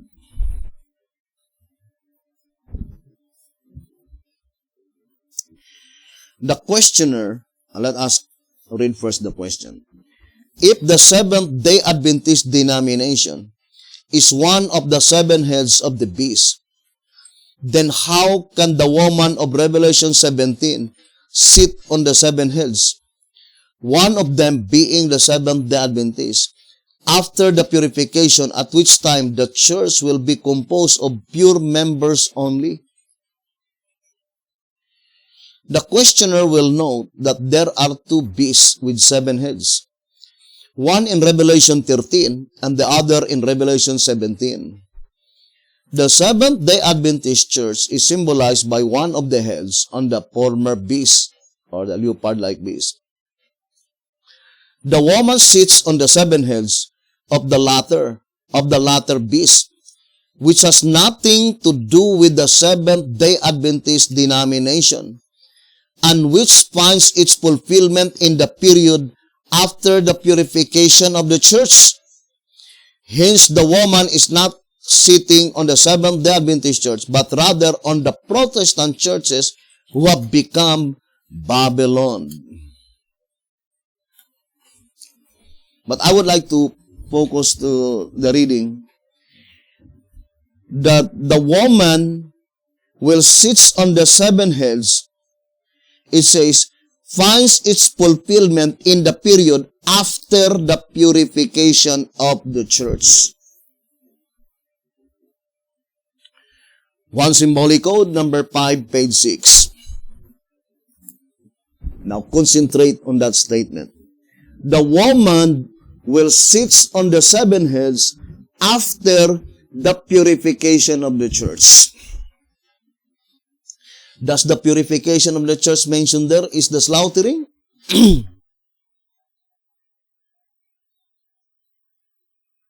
Now, if we will be saying the slaughtering, the 7 days is slaughtering, that occurrence will be fulfilled after the little time of trouble.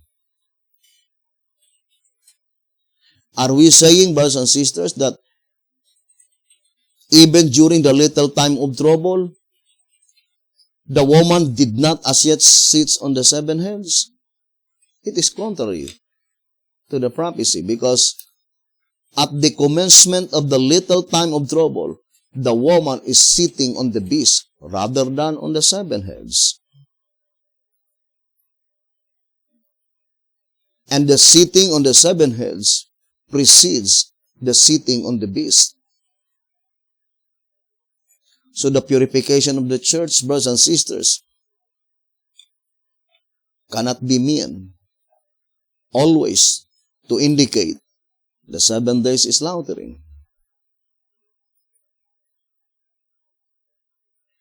So, we need to focus our attention to that statement, purification of the church.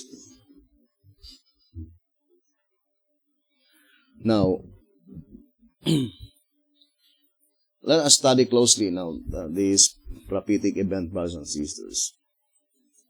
We already read that according to the shepherd's rod, brothers and sisters, that the kingdom stone, or the stone kingdom, in Daniel 2, verse 34, and Daniel 2, verse 44, first it says, it will be set up by God, Jesus Christ, in the time when the 10 horns are still crowns. But at the time when the woman rides the scarlet-colored beast, the 10 horns, the 10 crown horns of the leopard-like beast, were already uncrowned. That is the period of time by which there are no crown kings, according to tract number 12 on page 32. That would be, brothers and sisters, pertaining to the time when the little time of trouble begins. Now, here's another statement that I would like to read, brethren, in 2SR.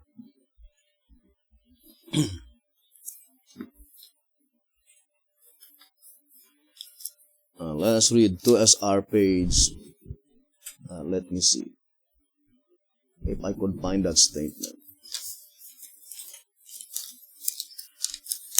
2SR page 122.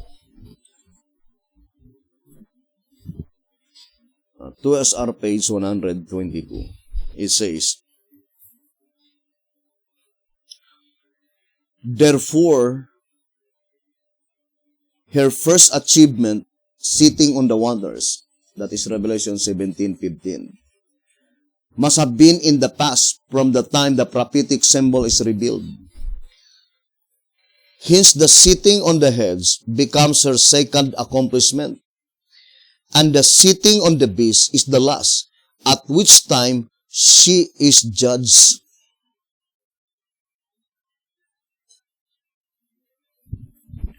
When does the period of time by which the woman is sitting on the beast? That is the time by which she is judged.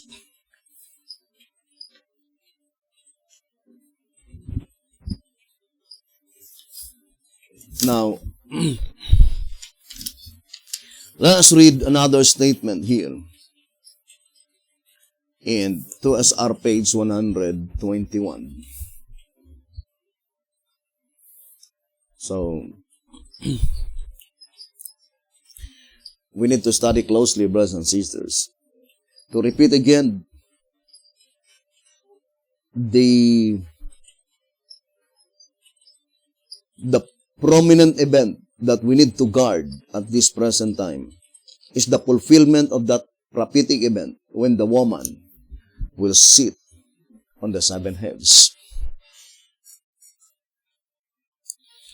Now, how about this reading in 1 SR?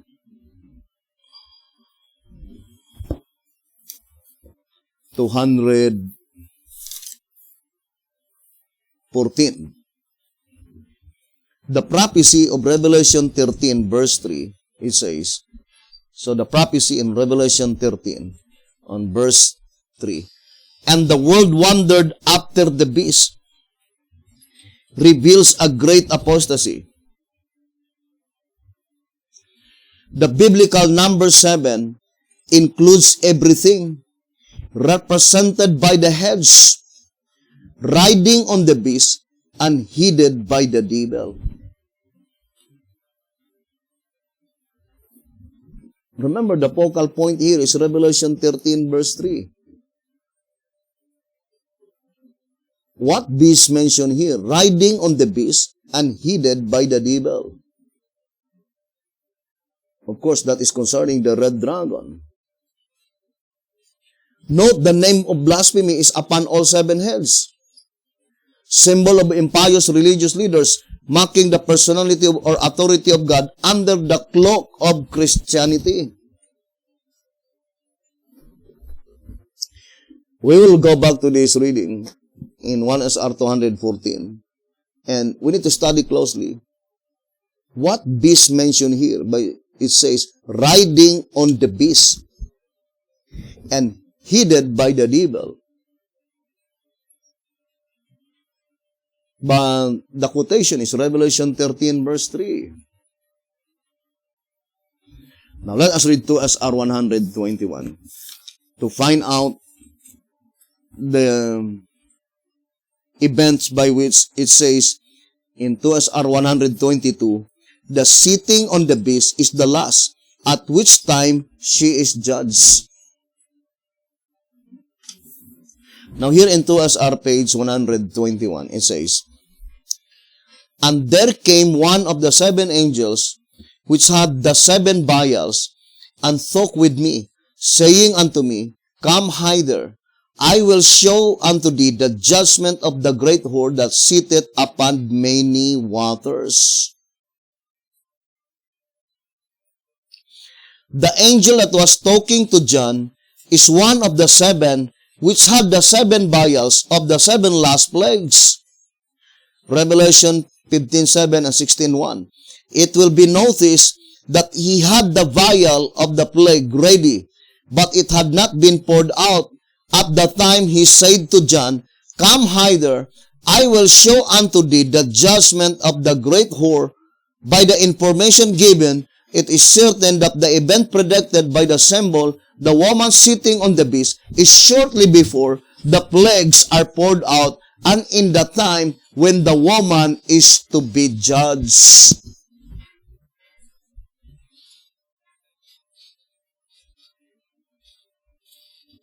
So, the statement says, brothers and sisters, that at the time when the angel was talking to John, the 7 angels had already the 7 vials of the 7 last plagues. Now, if we will apply it to 96 AD or even 98 AD, that is the period of time by which the angel is talking with John. Because after 98 AD, John returned to Ephesus, from Patmos to Ephesus. So if we will apply it in the days of John the Beloved, when the angel is talking with John, are we saying that the 7 angels had already the 7 vials? Now let us go to track number 5.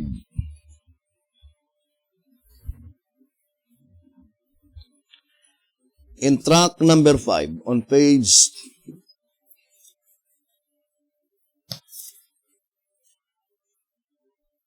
116 and 117. It says, consequently, the fulfillment of the prophetic statement, the temple of God was open in heaven, and there was seen in his temple the ark of his testament, Revelation 11 verse 19, will, just as it was in the beginning of the judgment, be realized after the judgment is finished, that is, after the close of provision, when the door of the temple is open.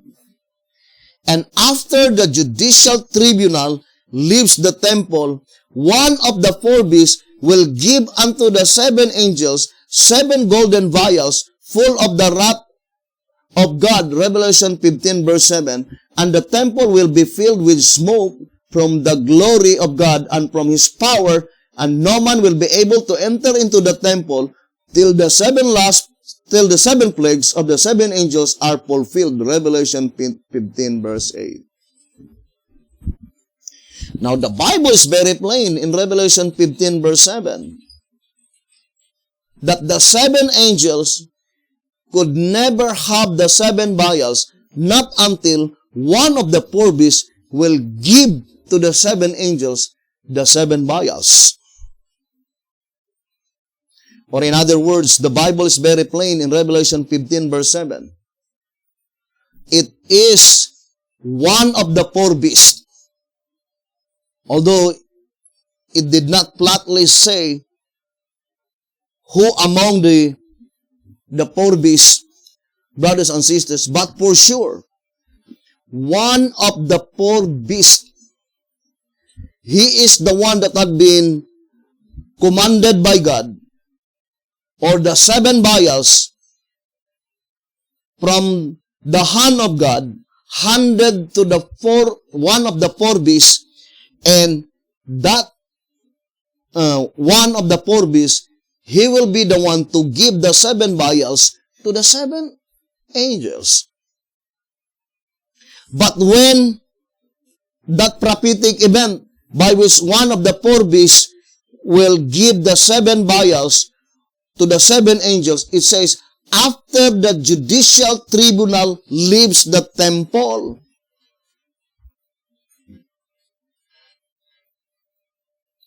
This is very plain here in tract number 5, 117. And after the judicial tribunal leaves the temple, one of the four beasts will give unto the 7 angels 7 golden vials full of the wrath of God.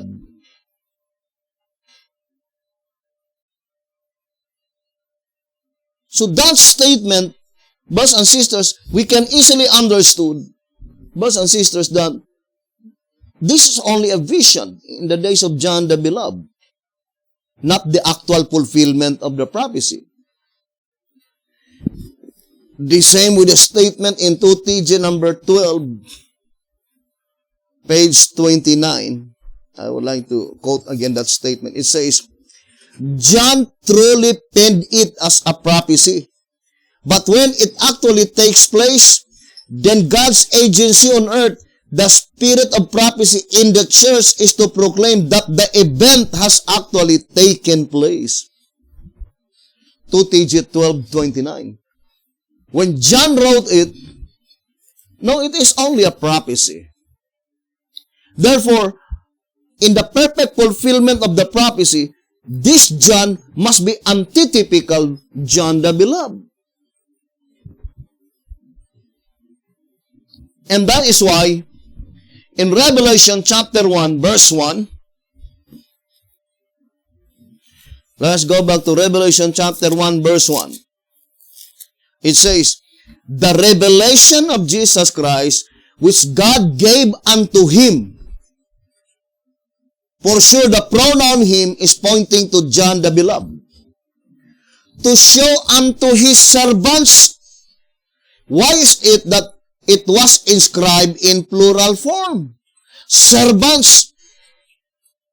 This is pointing to antitypical John. And who are they, the antitypical John, being inscribed in plural form? It must be to all God's servants from 1844 onwards. by which God bestowed unto them understanding concerning the book of Revelation.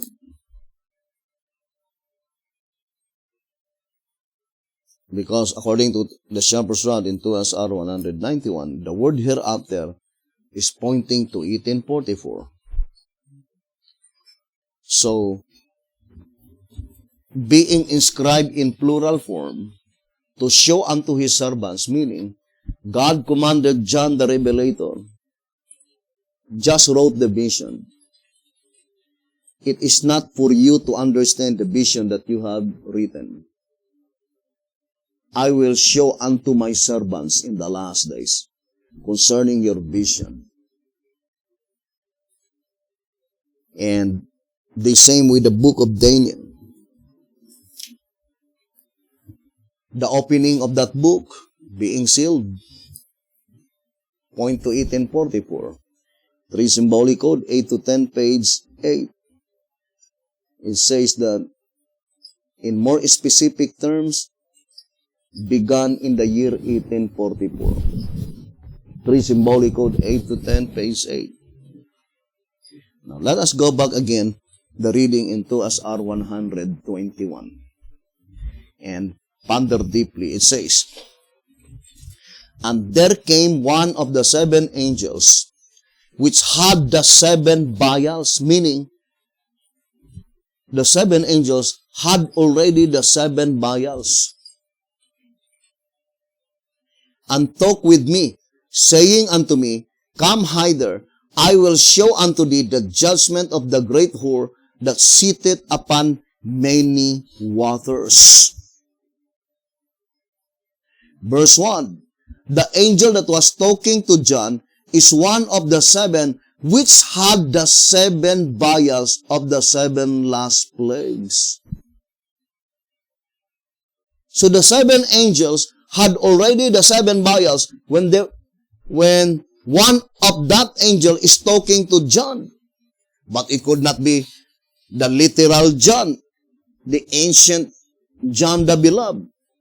Otherwise, we'll be saying that at that time, the judicial tribunal leaves the temple, because that is the time when one of the 4 beasts will give the 7 vials to the 7 angels. And at the time when this angel, one of the 7 angels, at the time that he is talking to John, they had already the 7 vials. Or in other words, indicating that at the time when this angel is communicating to that antitypical John, they already received the 7 vials given to them by one of the 4 beasts. But when? After the judicial tribunal leaves the temple. Now, tell me, there is no dispute to the fact that the judicial tribunal will leave the temple at the general clause of provision. Are we saying that this paragraph be applied to the general clause of provision? That is the time that God will reveal, brothers and sisters, to God's servant concerning the woman and the beast, the scarlet-colored beast. And secondly, in 2SR 122, I would like to read again the statement. 2SR 122, it says, therefore, her first achievement is sitting on the waters, must have been in the past from the time the prophetic symbol is revealed. Hence, the sitting on the heads becomes her second accomplishment, and the sitting on the beast is the last, at which time she is judged. At the time when she is judged, that is the time that the woman is sitting on the beast. Now, if it is the general clause of provision, is it the time that the woman is sitting on the beast? I think it is opposite, because at that time, the message says, Babylon is fallen. We know that that is a figurative speech, meaning she was fallen on riding the beast.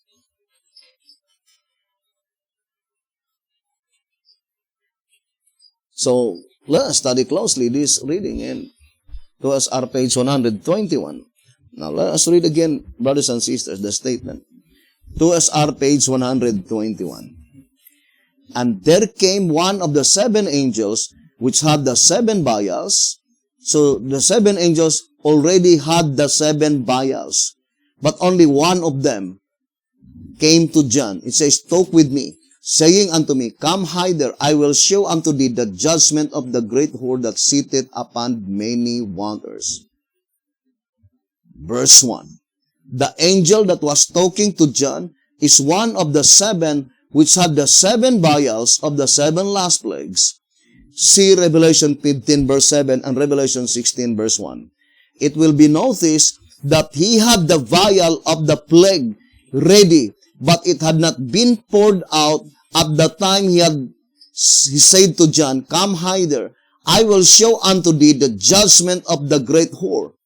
By the information given, it is certain that the event predicted by the symbols, the woman sitting on the beast, is shortly before the plagues are poured out and in the time when the woman is to be judged.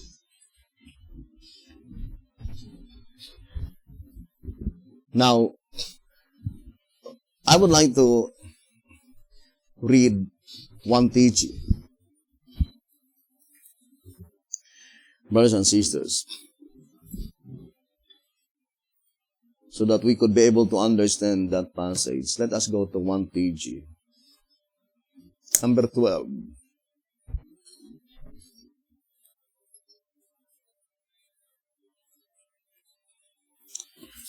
One TG number 12 on page 24.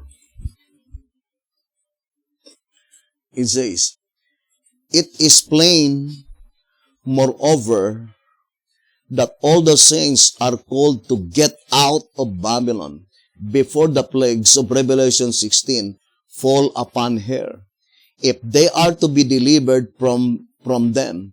But how can Zion deliver herself if she does not hear the Lord's warnings to leave Babylon? It is therefore very urgent that this message reach her ears. Who is the Zion mentioned here, by which the message is to leave Babylon, so that she will not be partakers of the plagues to be poured out upon Babylon? Think it thoroughly, brothers and sisters. Does the word Zion can be applied to Sunday keepers? I think the statement in 1 TG number 3 on page 12, it says, the angel have charge of the city, Jerusalem, not of the world and not of Babylon. Even an altogether uninformed Christian knows that the terms Jerusalem, Judah, and Israel mean the church. It says, never at even as much as imply the word.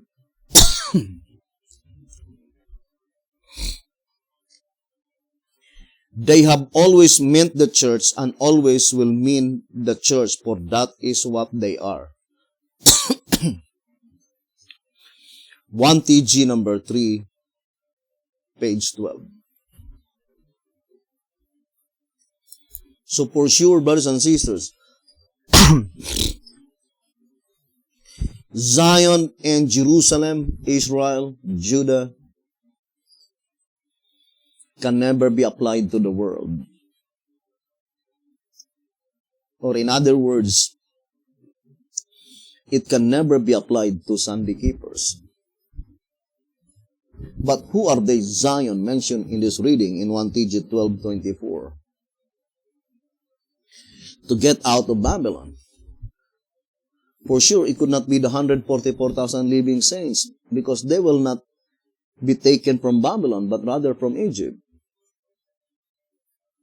The message to the 144,000 living saints is to get out of Egypt, not to get out of Babylon. But the shepherd's rod made it so plain that there must be a message to be proclaimed to Zion, and she need to depart from Babylon, brothers and sisters, before the plagues will be poured out. Now the question is that, is these plagues pointing to the 7 literal plagues? Think it thoroughly, brothers and sisters. Now, I would like to read the statement in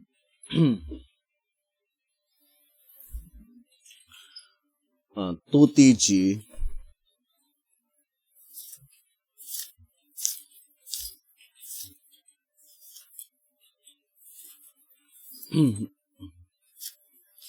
sorry, I think 2TG 43, page 28, or 2TG 43, page 28. Here you see that not only will God cleanse His church, Judah and Israel, so it points out to the spiritual Israel, the 12 tribes, by taking away all those who pollute His house of prayer, but that afterwards He will gather into His purified church all the dispersed who have descended from both the kingdom of Israel, the 10 tribes, and of the kingdom of Judah, the 2 tribes, all who are now out among the nations, not in the church of the Laodiceans. He will make them one nation. 2TG 43, page 24. 2TG 43, page 24. Now, the shepherd's rod made it so plain. There are 12 tribes. The 12 tribes is spiritual Israel, and the 12 tribes literal Israel. The 12 tribes literal Israel, that is the type, and the 12 tribes spiritual Israel, that is the antitype. Now, I would like to read here in 2TG number 4, page 14. 2TG number 4, page 14. Here we are plainly told that the 2 ancient kingdoms, the types, He is to restore and join and so bring out the antitype.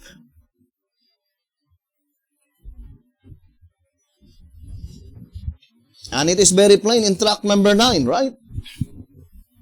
Now, let us go to track number 9.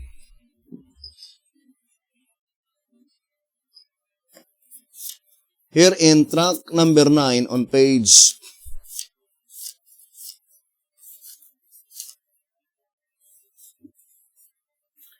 56, to gather a class defiled with women as second fruits. This class of saints must be those who have at one time been married to some unchristian mistress, a heathen church, and who consequently are not descendants of either Jacob or the Christian church. So there are to be 2 harvests, one from the church and one from the world. The record of the former mentions only Israelites, the 144,000, those not defiled with women, though it does not say that there might not be others, while the record of the latter, however, definitely embraces a great multitude from all nations, which must necessarily be both undefiled and defiled ones, Jews and Gentiles. So the great multitudes is composed of defiled and undefiled. And for sure, the undefiled ones is pointing to the literal 12 tribes. Now, here in track number 3, on page 72, it says, and the second fruits, and the second gives the second fruits, the great multitude from all nations, some of whom also may be undefiled with women, heathen churches. And that is the 12 tribes. They were undefiled with women. Now, here's another statement that I would like to read, brothers and sisters. Track number 8.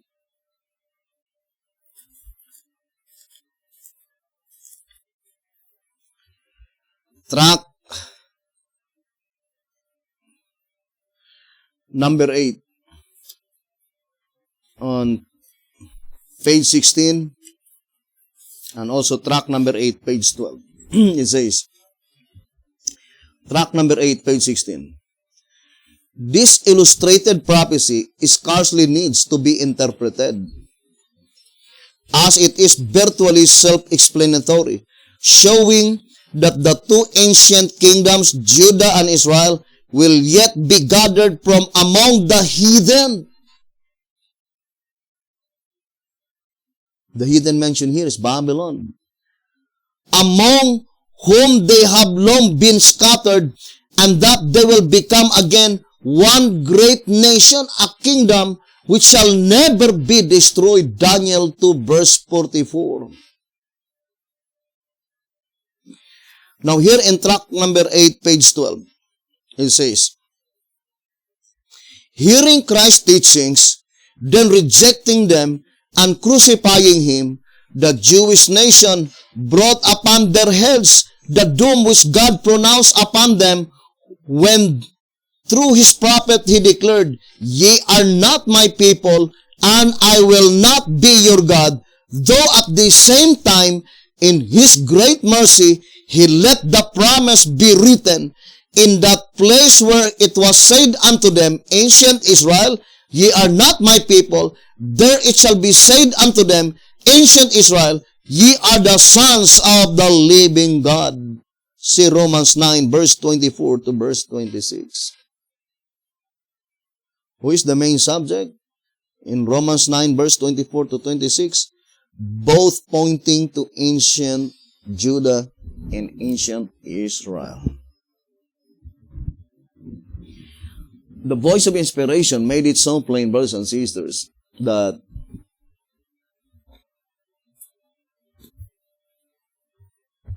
at the second fruits, it is composed of defiled and undefiled. Track number 3, page 72. And it was answered in track number 9, page 56. The undefiled one are the literal 12 tribes. That is very plain, brothers and sisters.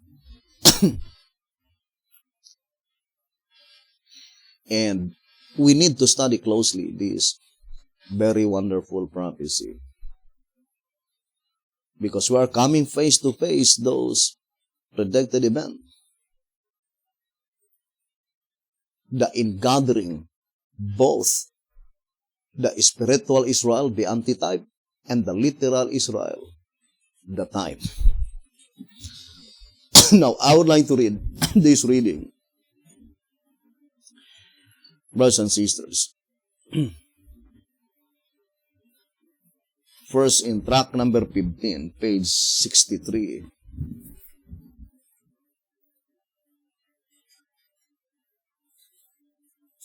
Track number 15, on page 63, it says, the theory that the living saints at the coming of the Lord are only 144,000 in number is discredited, in that it leaves no chance for even one person to be saved from a nation other than the descendants of Jacob. Not even from the descendants of Abraham, saved through Jacob himself, Moreover, the theory makes the term first fruits a vain thing because it does not advocate second fruits. Now, we need to understand first that Isaac,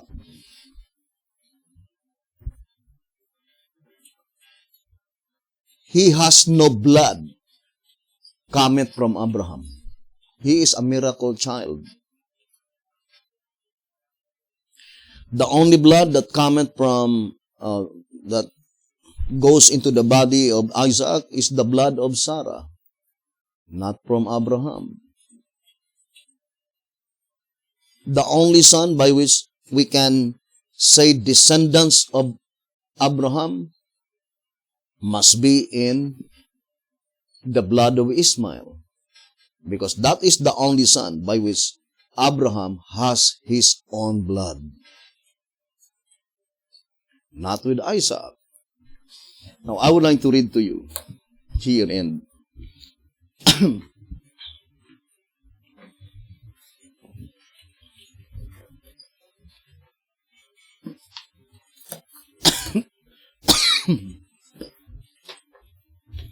I think it is the writings of A.J. Wagoner, The Sermons on the Mount.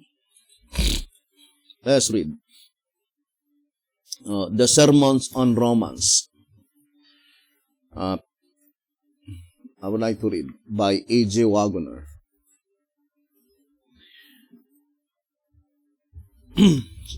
The promise to Abraham depended upon one thing, his having a son. So I would like to read this reading. The promise to Abraham depended upon one thing, his having a son. 25 years elapsed from the time the promise was made until it was fulfilled. So, at that time, Abraham was 100 years old and Sarah was 90 years old. Brothers and sisters, the promise was given at the time when Abraham was 75 years old and Sarah is 65 years old. But 25 years elapsed from the time the promise was made until it was fulfilled.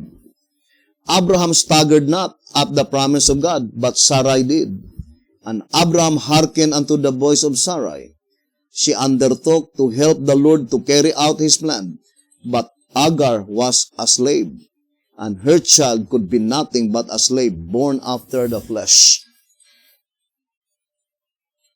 So who are they born after the flesh? That is Ishmael. Let us distinctly separate the literal seed and the allegory. The literal seed by which born after the flesh, that is the descendants of Ishmael. But in allegory, the born after the flesh is pointing to the Jewish people, the descendants in the lineage of Isaac. And it says here, the seed promised Abraham were to be free men, not slaves. Therefore, nothing was gained by this plan of Sarai. The time came when Sarai realized that the only thing for her to do was to believe that God was able to carry out his promise without her help. Then through faith, she received strength to conceive seed. The birth of Isaac was a miracle. From a human standpoint, it was utterly impossible for Abraham and Sarai to become the parents of a child. She conceived by the power of God. Abraham and Sarai did nothing to gain the promise. They did nothing to gain the promise except to believe. And yet the child of the promise was their own child. So with Christians, nothing can be done to gain the righteousness of Christ, save only to believe the promises. it is wrong to put forth efforts to secure the righteousness of Christ. We are told to believe the promises. God has promised to make us righteous, and the only way to obtain that righteousness is to believe that God is able to input it. But what I'm trying to emphasize in this reading, brothers and sisters, no. Isaac, there is no blood that cometh from Abraham. The same with Jesus Christ, because Isaac is typifying Jesus Christ. Jesus Christ, at his first advent, there was no blood coming from Joseph, the husband of Mary.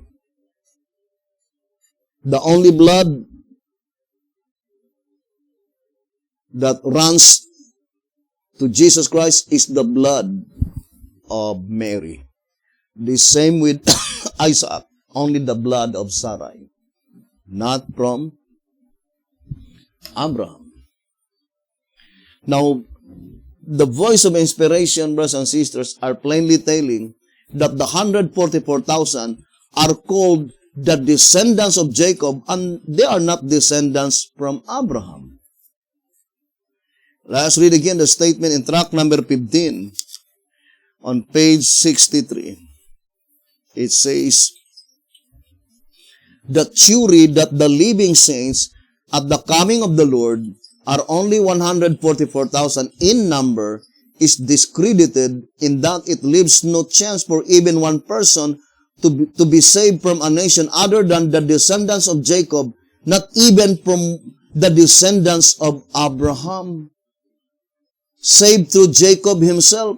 So here the shepherd's rod says that if the living saints are only 144,000 spiritual Israel, then there is not even one living saint from the descendants of Abraham. So that statement plainly indicating, brothers and sisters, that the 144,000 living saints, they are not the descendants of Abraham, but they are descendants of Jacob. Brothers and sisters, although, let us distinctly separate the descendants of Isaac. Because if you will say descendants of Isaac, Esau is descended from Isaac. But the 144,000 are not Esauites. So it must be specifically to point descendants of Jacob, not descendants from Isaac, because Esau is also descendants from Isaac. Or the shepherd's rod is very specific by saying descendants of Jacob. It is high time now, brothers and sisters, to apply all the statements in the Bible for prophecy and the shepherd's rod in its proper setting. And think it thoroughly. Brothers and sisters, does the leadership in the Seventh-day Adventist Church at this present time we call Jacobites or Esauites?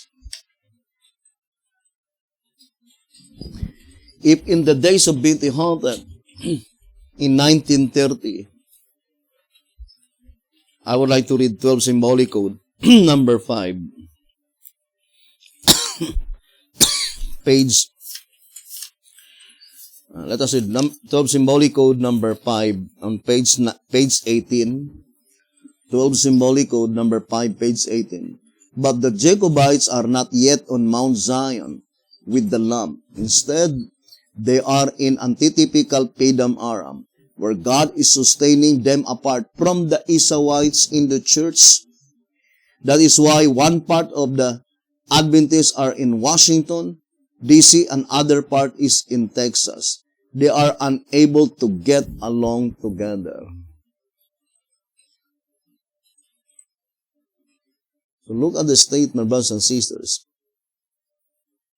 The Esauites, brothers and sisters, let us distinctly separate the Esauites and the Jacobites. Now, for sure, brothers and sisters, the literal 12 tribes in this study must be among the descendants of Abraham.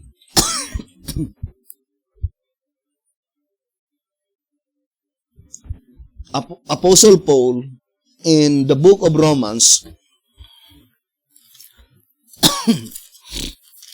on chapter 9,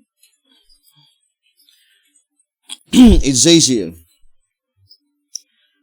Romans chapter 9, on verse 6, not as though the word of God hath taken none effect, for they are not all Israel which are of Israel. It says, for they are not all Israel which are of Israel. Neither because they are the seed of Abraham are they all children, but in Isaac shall thy seed be called. That is, they which are the children of the flesh, these are not the children of God, but the children of the promise are counted for the seed. So that is very plain, brothers and sisters. Let us distinctly separate the children of promise and the children of the flesh. Now, the only children of promise is Isaac. And Isaac typified Jesus Christ, according to Galatians 3 verse 16, as explained by Apostle Paul. But what I'm trying to emphasize at this time is concerning the literal 12 tribes by which they are the constituent of the great multitude which no man could number, by which they are classified as undefiled with women. Undefiled with women, brothers and sisters. The literal 12 tribes, undefiled with women, according to track number 9, 56, and track number 3, page 72. No, they are not the identified Jews of today, brothers and sisters. And I would like to read first track number 5.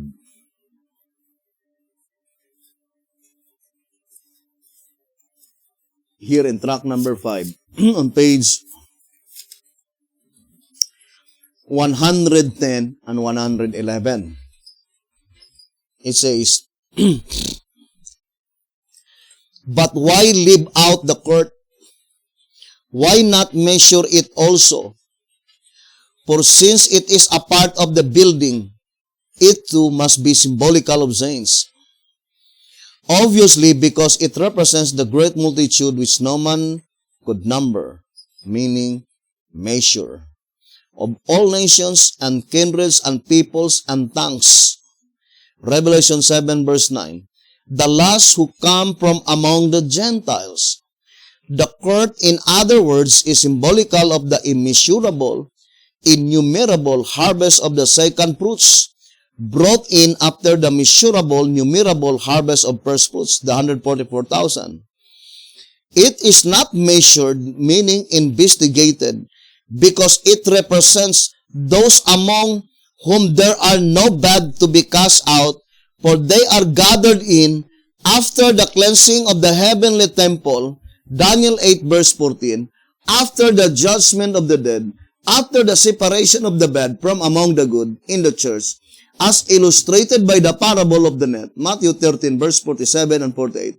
They are those who by name my people are called to come out of Babylon, and who with no unclean among them, Isaiah 52 verse 1, come into the already purified and living church of God.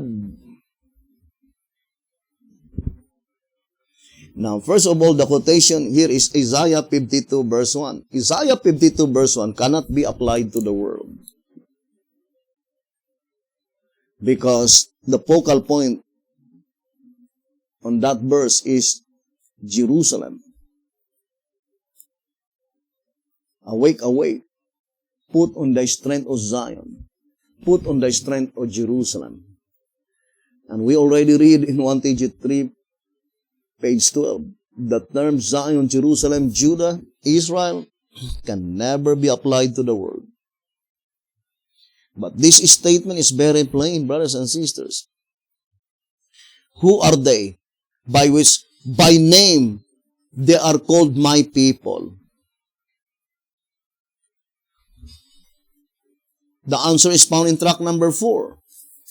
Let's read track number 4. Page 12. Track number 4, page 12.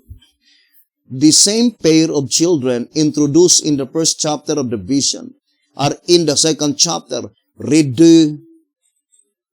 The difference being that from both names is dropped the prefix lo, which in the Hebrew means no. Accordingly, whereas lo ruhama means no mercy, and lo amay, not my people.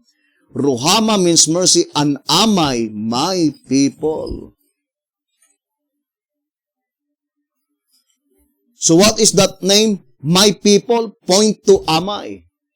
And that is pointing to the rejection of the Jewish or the 12 tribes, brothers and sisters, in 34 AD, when it says, Lu amay, meaning, ye are no longer my people.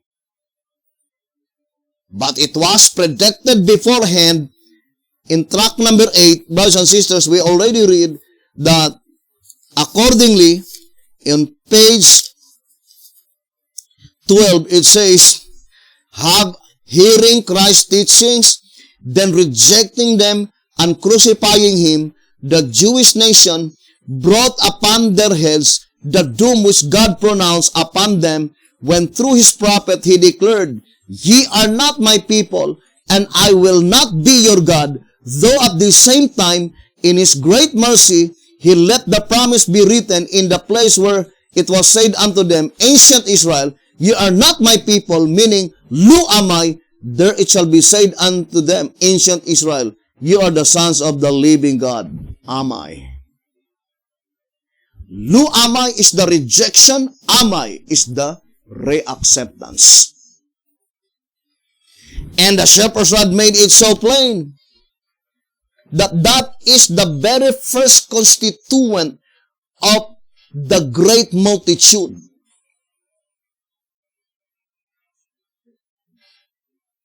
The 12 tribes, the literal 12 tribes. We already read, right? 2TG 43, page 24. The very first one to be gathered among the constituents of the great multitude must be the literal 12 tribes. And it is called the antitypical second Exodus. Because the first typical Exodus, going out of Egypt, pointing to the 144,000 spiritual Israel, and then the second Exodus, going out of Babylon in the days of Zechariah and Haggai. All of them are Sabbath keepers. And here in 1TG number 11, I would like to read 1TG number 11. On page 3, it says, in our last Sabbath study, we learned that the prophecy of Zechariah is applicable to two peoples at two different times. First, to the Jews while they were returning from Babylon to Jerusalem, and second, to those who in the time of the end are to come out of all nations. Revelation 7 verse 9 and Revelation 18:4. We also learn that the revival and reformation which took place in Zechariah's day is a type of a revival and reformation that is to take place in our day, and that the peoples returning anciently from Babylon is a type of the people returning from the latter day Babylon. Revelation 18 verse 4. And I think that is perfectly typifying as the antitypical Enoch. Brothers and sisters, because Enoch was not an Israelite, but Enoch is a Sabbath keeper. Now, I would like to read Patriarchs and Prophets. Here in Patriarchs and Prophets,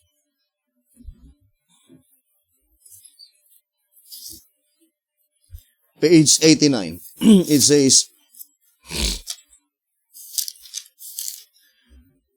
let's read the statement.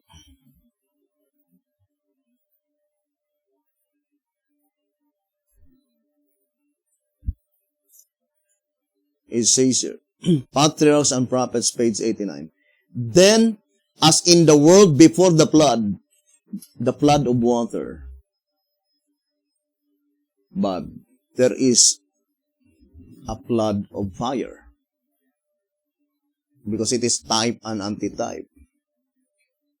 Let us distinctly separate the flood of water and the flood of fire.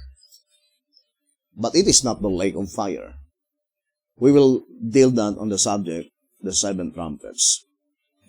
Then, as in the world before the flood, iniquity will prevail, following the promptings of their corrupt hearts and the teachings of a deceptive philosophy, men will rebel against the authority of heaven. But like Enoch, God's people will seek for purity of heart and conformity to His will until they shall reflect the likeness of Christ. Like Enoch, they will warn the world of the Lord's second coming and of the righteous to be visited upon transgression, and of the judgment to be visited upon transgression. And by their holy conversation and example, they will condemn the sins of the ungodly. As Enoch was translated to heaven before the destruction of the world by water, so the living righteous will be translated from the earth before its destruction by fire. Patriarchs and Prophets, page 89. And for sure, all of us will agree that Enoch was a Sabbath keeper.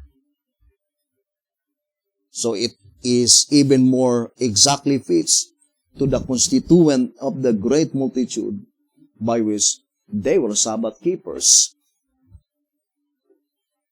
There are many Sabbath keepers not under the banner of the third angel's message, brothers and sisters.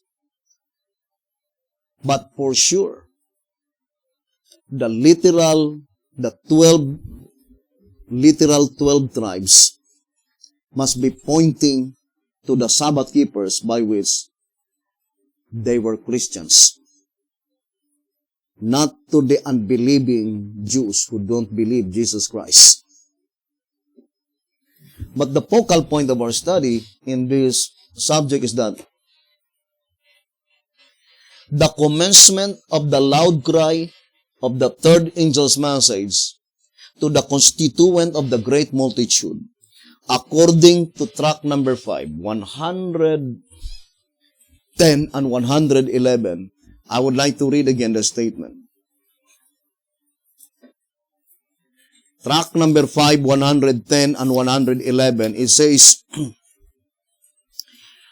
because it represents those among whom there are no bad to be cast out, for they are gathered in after the cleansing of the heavenly temple, Daniel 8 verse 14, after the judgment of the dead, after the separation of the bad from among the good. Brothers and sisters, so there are three prominent events mentioned here. After the cleansing of the heavenly temple, after the judgment of the dead, and after the separation of the bad from among the good. That is the commencement of the loud cry of the third angel's message, by which the very first constituent of the great multitude, which no man could number, must be referring to all Sabbath keepers not under the banner of the third angel's message. There are many, many of them, brothers and sisters. the mere fact that at the commencement of the little time of trouble, the message is addressed to the non-Sabbath keepers, plainly indicating that, brothers and sisters, the message that will be proclaimed to all Sabbath keepers, not under the banner of the third angel's message, must be proclaimed prior to the commencement of the little time of trouble. And that is during the Great Tribulation. Let us distinctly separate the Great Tribulation in Matthew 24, verse 21. That is during the Dark Ages, 538 to 1798. And the Great Tribulation in Revelation 7, verse 14. Brothers and sisters, Revelation 7, verse 14. Right? Let us read the Bible. And for sure, the question raised by John is pointing to the great multitude which no man could number. Let's read Revelation 7, verse 13. It says, "And one of the elders answered, saying unto me, What are these which are arrayed in white robes? And whence came they?" Verse 14, "And I said unto him, Sir, thou knowest. And he said to me, These are they which came out of great tribulation, and have washed their robes, and made them white in the blood of the Lamb." So, the great multitude which came out the great tribulation, not all of them will came out in the great tribulation in reality. The only constituent of the great multitude will came out in the great tribulation are the Sabbath keepers. And all others, brothers and sisters, they will be converted during the time of trouble and not during the great tribulation. Now, I would like to read here in 2SR 166, it says, 2SR page 166, "Therefore, this great multitude is gathered from all nations, after the closing work for the church, and in the time of the great harvest. The palms in their hands signify victory over the beast and his image, death and the grave. One of the elders before the throne said of them, These are they which came out of great tribulation, the time of Jacob's trouble." 2SR page 166.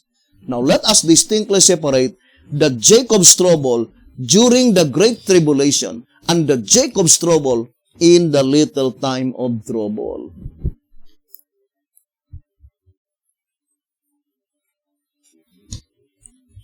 For example, here in 2SR page 117, it says here,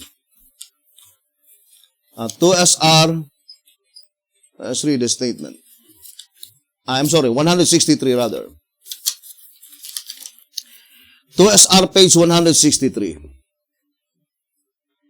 We quote from the writings of the Spirit of prophecy, "This was the time of Jacob's trouble. Then all the saints cried out with anguish of spirit and were delivered by the voice of God. The 144,000 triumphed. Their faces were lighted up with the glory of God." Life Sketches, page 117. Note that the 144,000 in number were present in the time of Jacob's trouble. According to the following quotation, the time of trouble commences immediately after the close of provision. When Christ shall cease his work as mediator in man's behalf, then the time of trouble will begin. Patriarchs and Prophets, page 201. That time of trouble is before any of the sleeping saints are resurrected. Therefore, the 144,000 are not resurrected, but are living saints who have never tasted death and are to be translated at the second coming of Christ. 2 SR 163. Let us distinctly separate this Jacob's trouble, because this is the Jacob's trouble in the period of the little time of trouble, and the Jacob's trouble in the period of the great tribulation, the one we read in 2SR page 166. Let us distinctly separate the great tribulation in Matthew 24, because that is already in the past.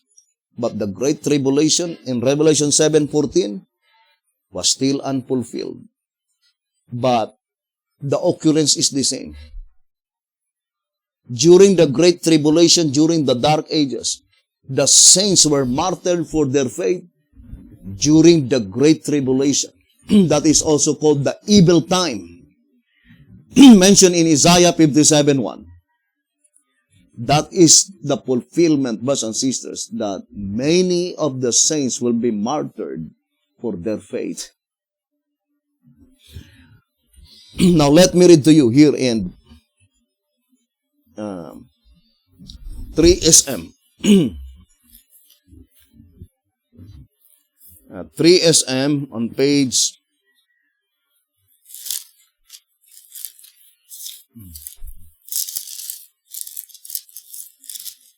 300.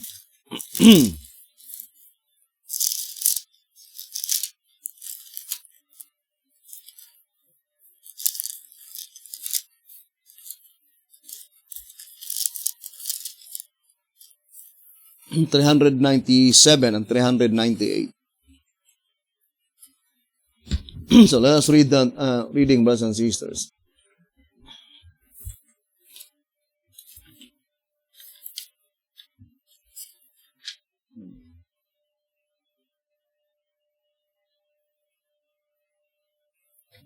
Let's read the statement. It says, persecution in the battle before the last closing conflict.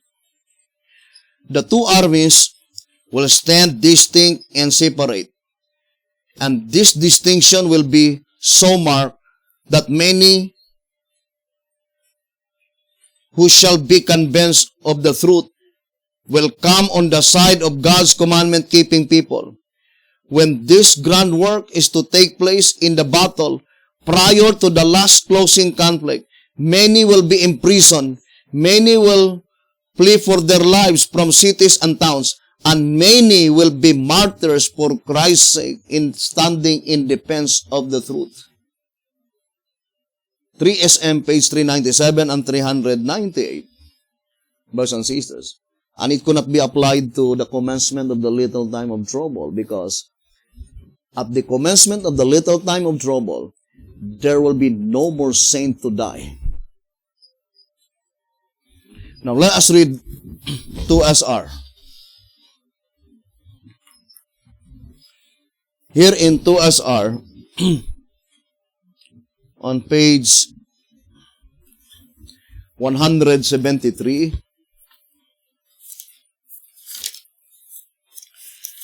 let's read the statement. Blessed are the dead which die in the Lord from henceforth, yea, saith the Spirit, that they may rest from their labors and their works do follow them. Revelation 14:13. Which die from henceforth, that is from the commencement of the loud cry.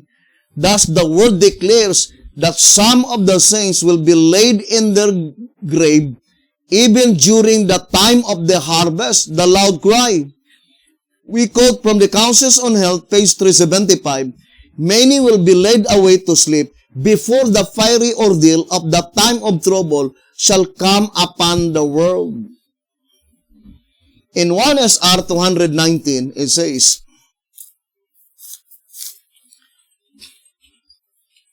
SR 219, they had upon their foreheads the seal of the living God and the faith of Jesus.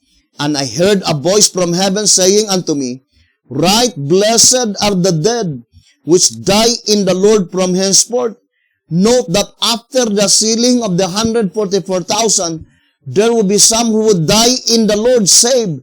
For the scripture reads, from henceforth, meaning from the time this company was sealed. So this is very plain, brothers and sisters. During the loud cry of the third angel's message, in that proclamation of the message, there are still saints to die. And they are martyrs. The fulfillment of 3SM page 397 and 398. And that is Revelation 6. Let's go back again. Revelation chapter 6. Although we have a separate subject concerning the seven seals, but let's read Revelation chapter 6, verse 9. And when he had opened the fifth seal, I saw under the altar the souls of them that were slain for the word of God and for the testimony which they held. And they cried with a loud voice, saying, How long, O Lord, holy and true, dost thou not judge and avenge our blood on them that dwell on the earth? And white robes were given unto every one of them, and it was said unto them that they should rest yet for a little season, until their fellow servants also and their brethren that should be killed as they were should be fulfilled. Revelation 6, verse 9, 10, and 11. These three verses, as long as the prophecy is thus concerned, it points out to the three periods of martyrdom in the three periods of the exceeding great horn. Because the treading of the host is the massacring of the Christians. According to track number 3 on page 39. Now let us read. Track number 3, page 39.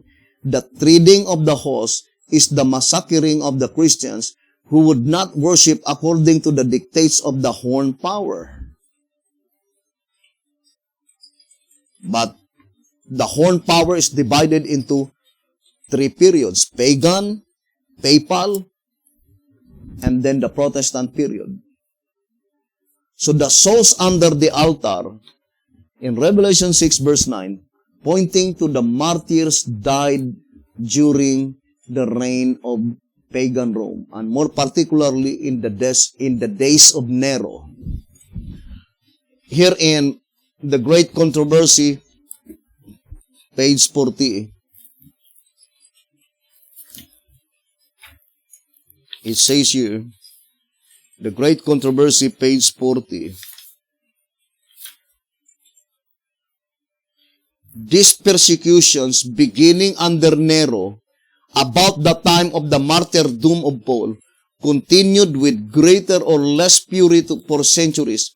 Christians were falsely accused of the most dreadful crimes and declared to be the cause of great calamities, famine, pestilence, and earthquakes.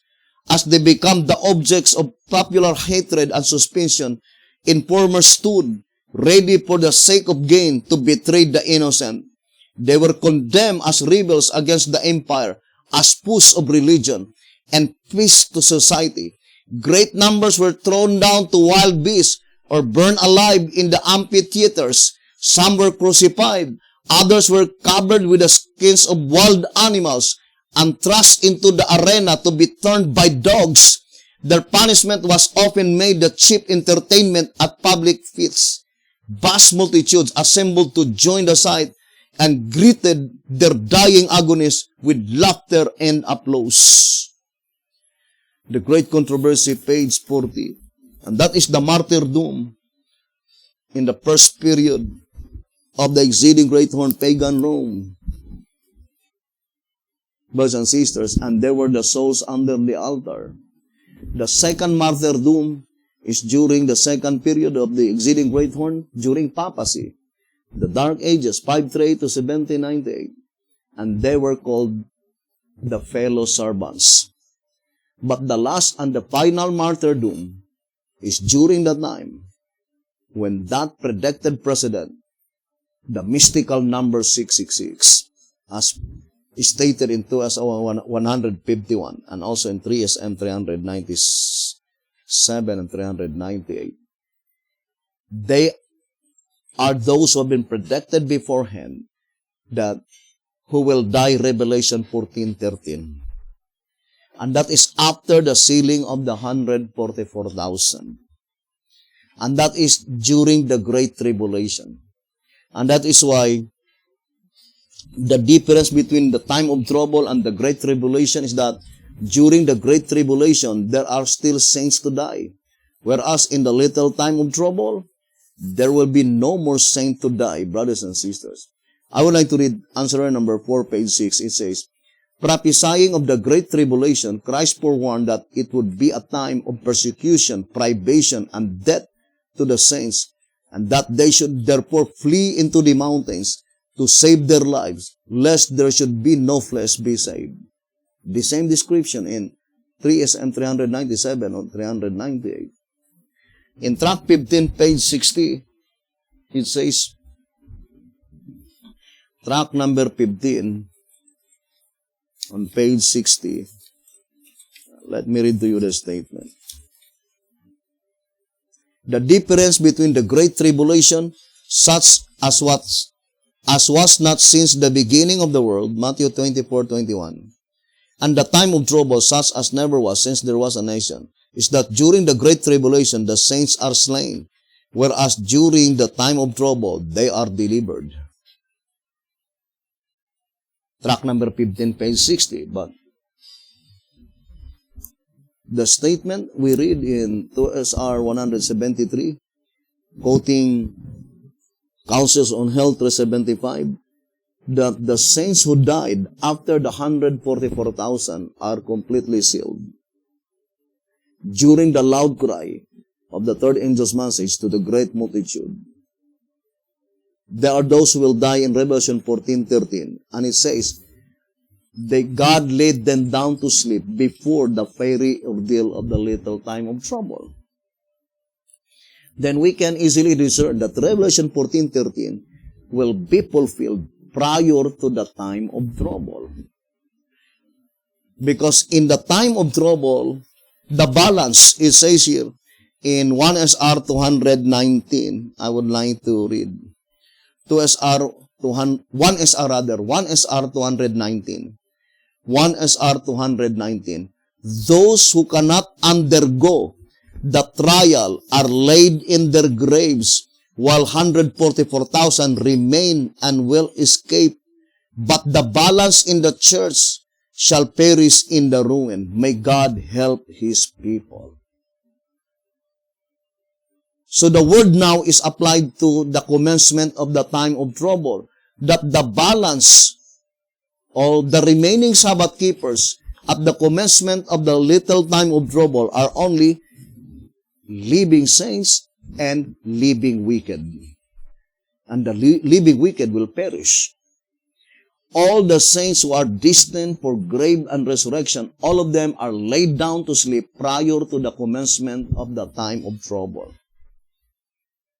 According to Councils on Hell, page 375.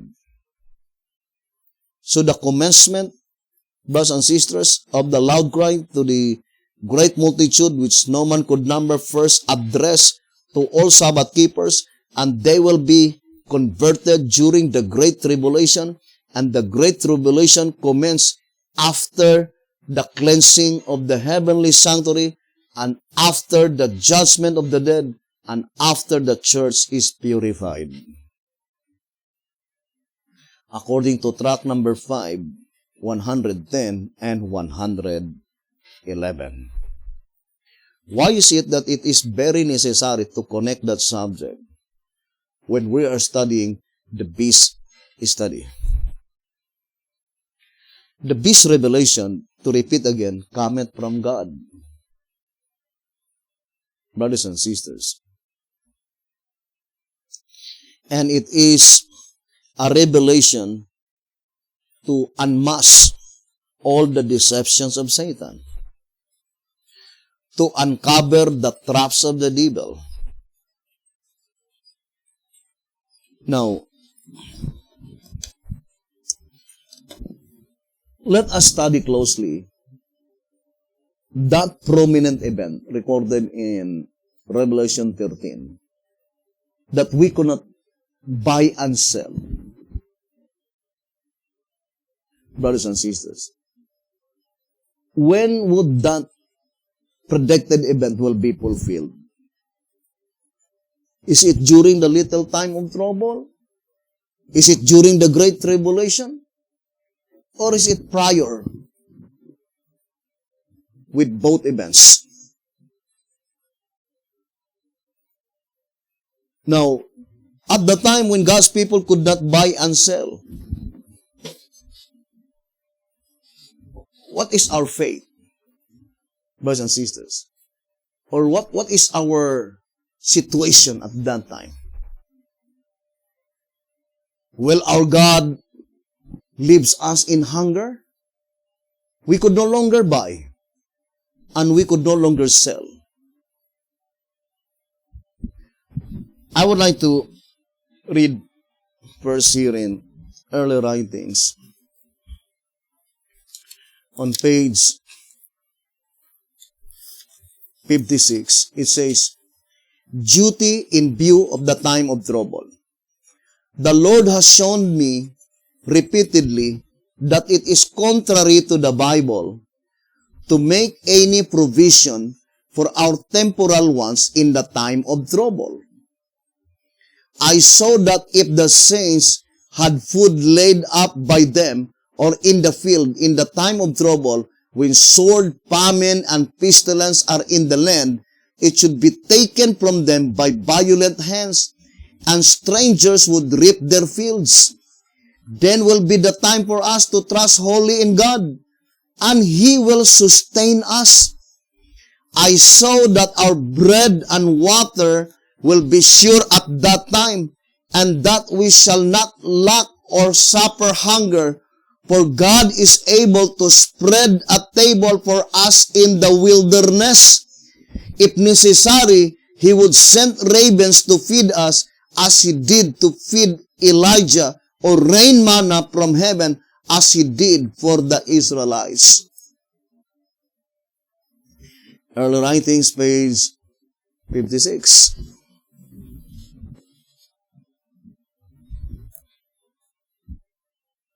Now, let us go back again to our reading, brothers and sisters, concerning the woman will sit on the seven heads.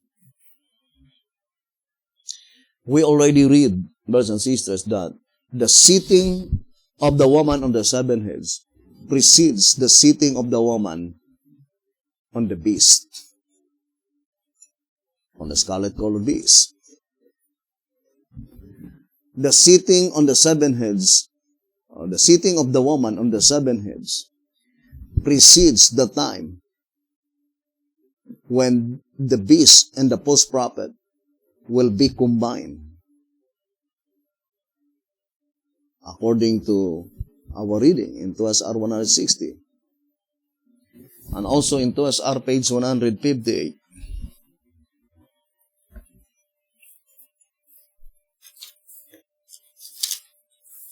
It says here in 2SR 158, preliminary to that miracle-working power, Protestantism, Catholicism, and spiritualism will have grasped each other's hand by means of church federation.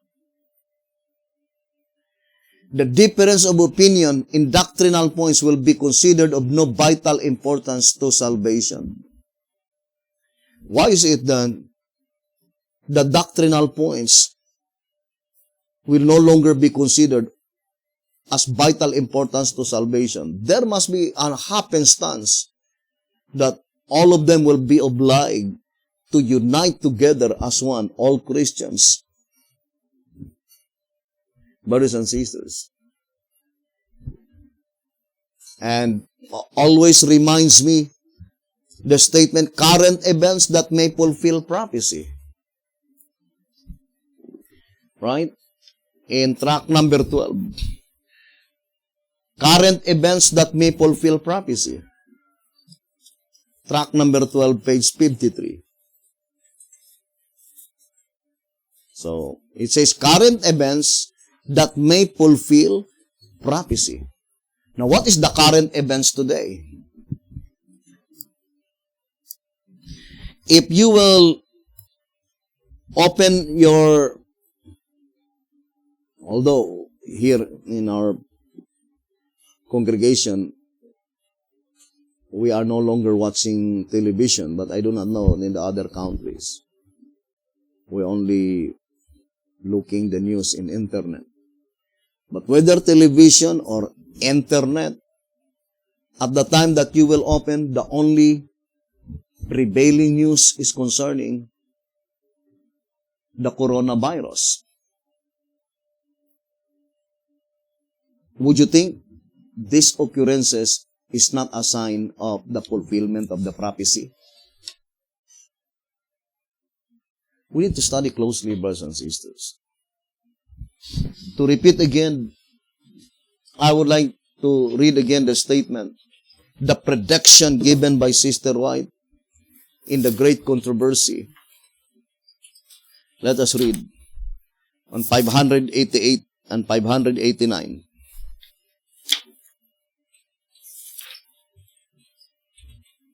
I would like to read this reading. While appearing to the children of men as a great physician who can heal all their maladies, he will bring disease and disaster until populous cities are reduced to ruin and desolation. Even now, he is at work in accidents and calamities by sea and by land, in great conflagrations, in first tornadoes and terrible hailstorms, in tempests, floods, cyclones, tidal waves, and earthquakes in every place and in 1,000 forms. Satan is exercising his power. But the thing is that, if you study the Bible as per prophecy, Satan cannot exercise his power unless it will be allowed by God. And the only reason that God allowed Satan to exercise his power, because the predicted time. You remember? The predicted event in 2 Thessalonians, here in Great Controversy 390, it says, the Bible declares that before the coming of the Lord, Satan will work with all power and signs and lying wonders, with all deceivableness of unrighteousness, and they that receive not the love of the truth, that they might be saved, will be left to receive strong delusion that they should believe a lie. Not until this condition shall be reached, and the union of the church with the world shall be fully accomplished throughout Christendom, will the fall of Babylon be complete. The change is a progressive one, and the perfect fulfillment of Revelation 14 verse 8 is yet future. What is the lie mentioned here? Which is a strong delusion that those who do not fall in love with the present truth, that they should believe a lie. What is the lie? The miracles. The working miracles. Now, let us continue reading in the Great Controversy. It says, Satan is exercising his power. He sweeps away the ripening harvest, and famine and distress follow. He imparts to the air a deadly taint, and thousands perish by the pestilence. These visitations are to become more and more frequent and disastrous. Destruction will be upon both men and beasts. Now tell me, this prediction of Sister White, would you think it is not what happening throughout the whole world today? That Satan imparts to the air a deadly taint, and because of that deadly taint, thousands perish by that pestilence. Would you think the possibility that it is now such coronavirus, the unsolved problem today? According to Alonzo Jones, brothers and sisters, the only medium that Satan could deceive the whole world is through miracles. But what miracles? Is miracles that he could fly, brothers and sisters? Or he could perform magic? No. It is pointing to healing the diseases of the people by which it seems there is no remedy. The whole world is already, brothers and sisters, lost all their effort to find a solution, and there's no other solution. Only miracle. And that miracle is genuine. That is the only thing, because the voice of inspiration says that such miracle is genuine. There are many miracles that had been performed, but this is the only miracles by which the voice of inspiration says, no, it is genuine.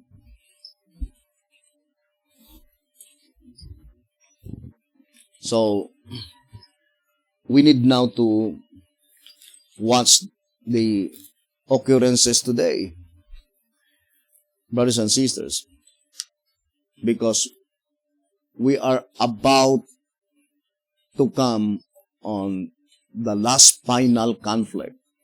And that's why we are duty bound to proclaim this message. Now, I would like to read this statement in 1899. Hear the statement. It is concerning Revelation 13, verse 13 and 14. I would like to read. And he doeth great wonders, so that he maketh fire come down from heaven on the earth in the sight of men, and deceiveth them that dwell on the earth by the means of those miracles which he had power to do in the sight of the beast, saying to them that are on the earth, that they should make an image to the beast which had the wound by a sword, and did live.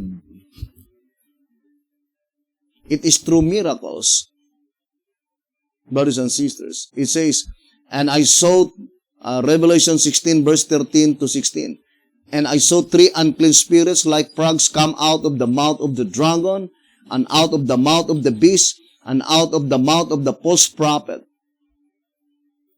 So there must be three entities mentioned here, three personalities.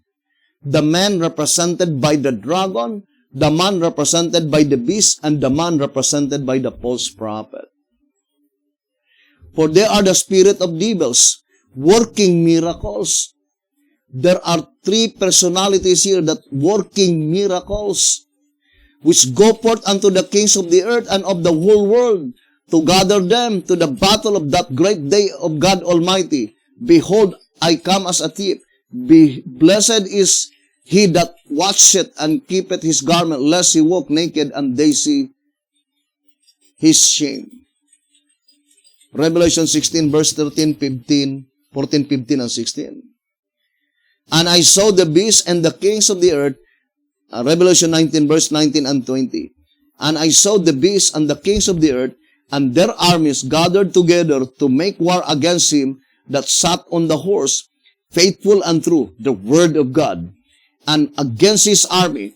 And the beast was taken, and with him the false prophet that wrought miracles before him, with which he deceived them that had received the mark of the beast, and them that worship his image.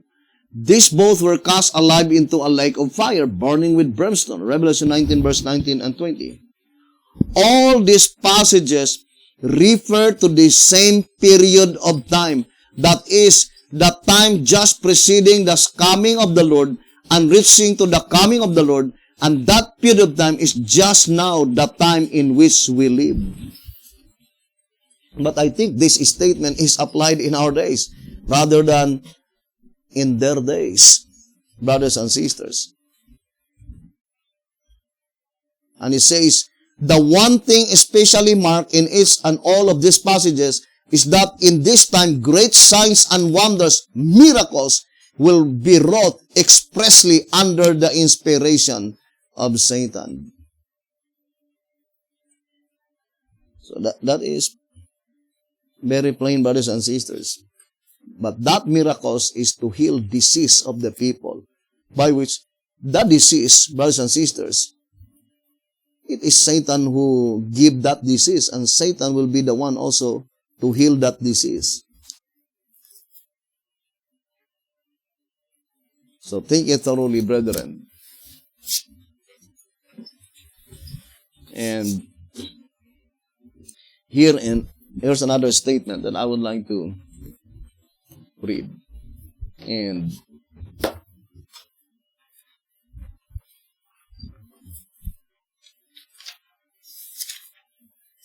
let me read to you.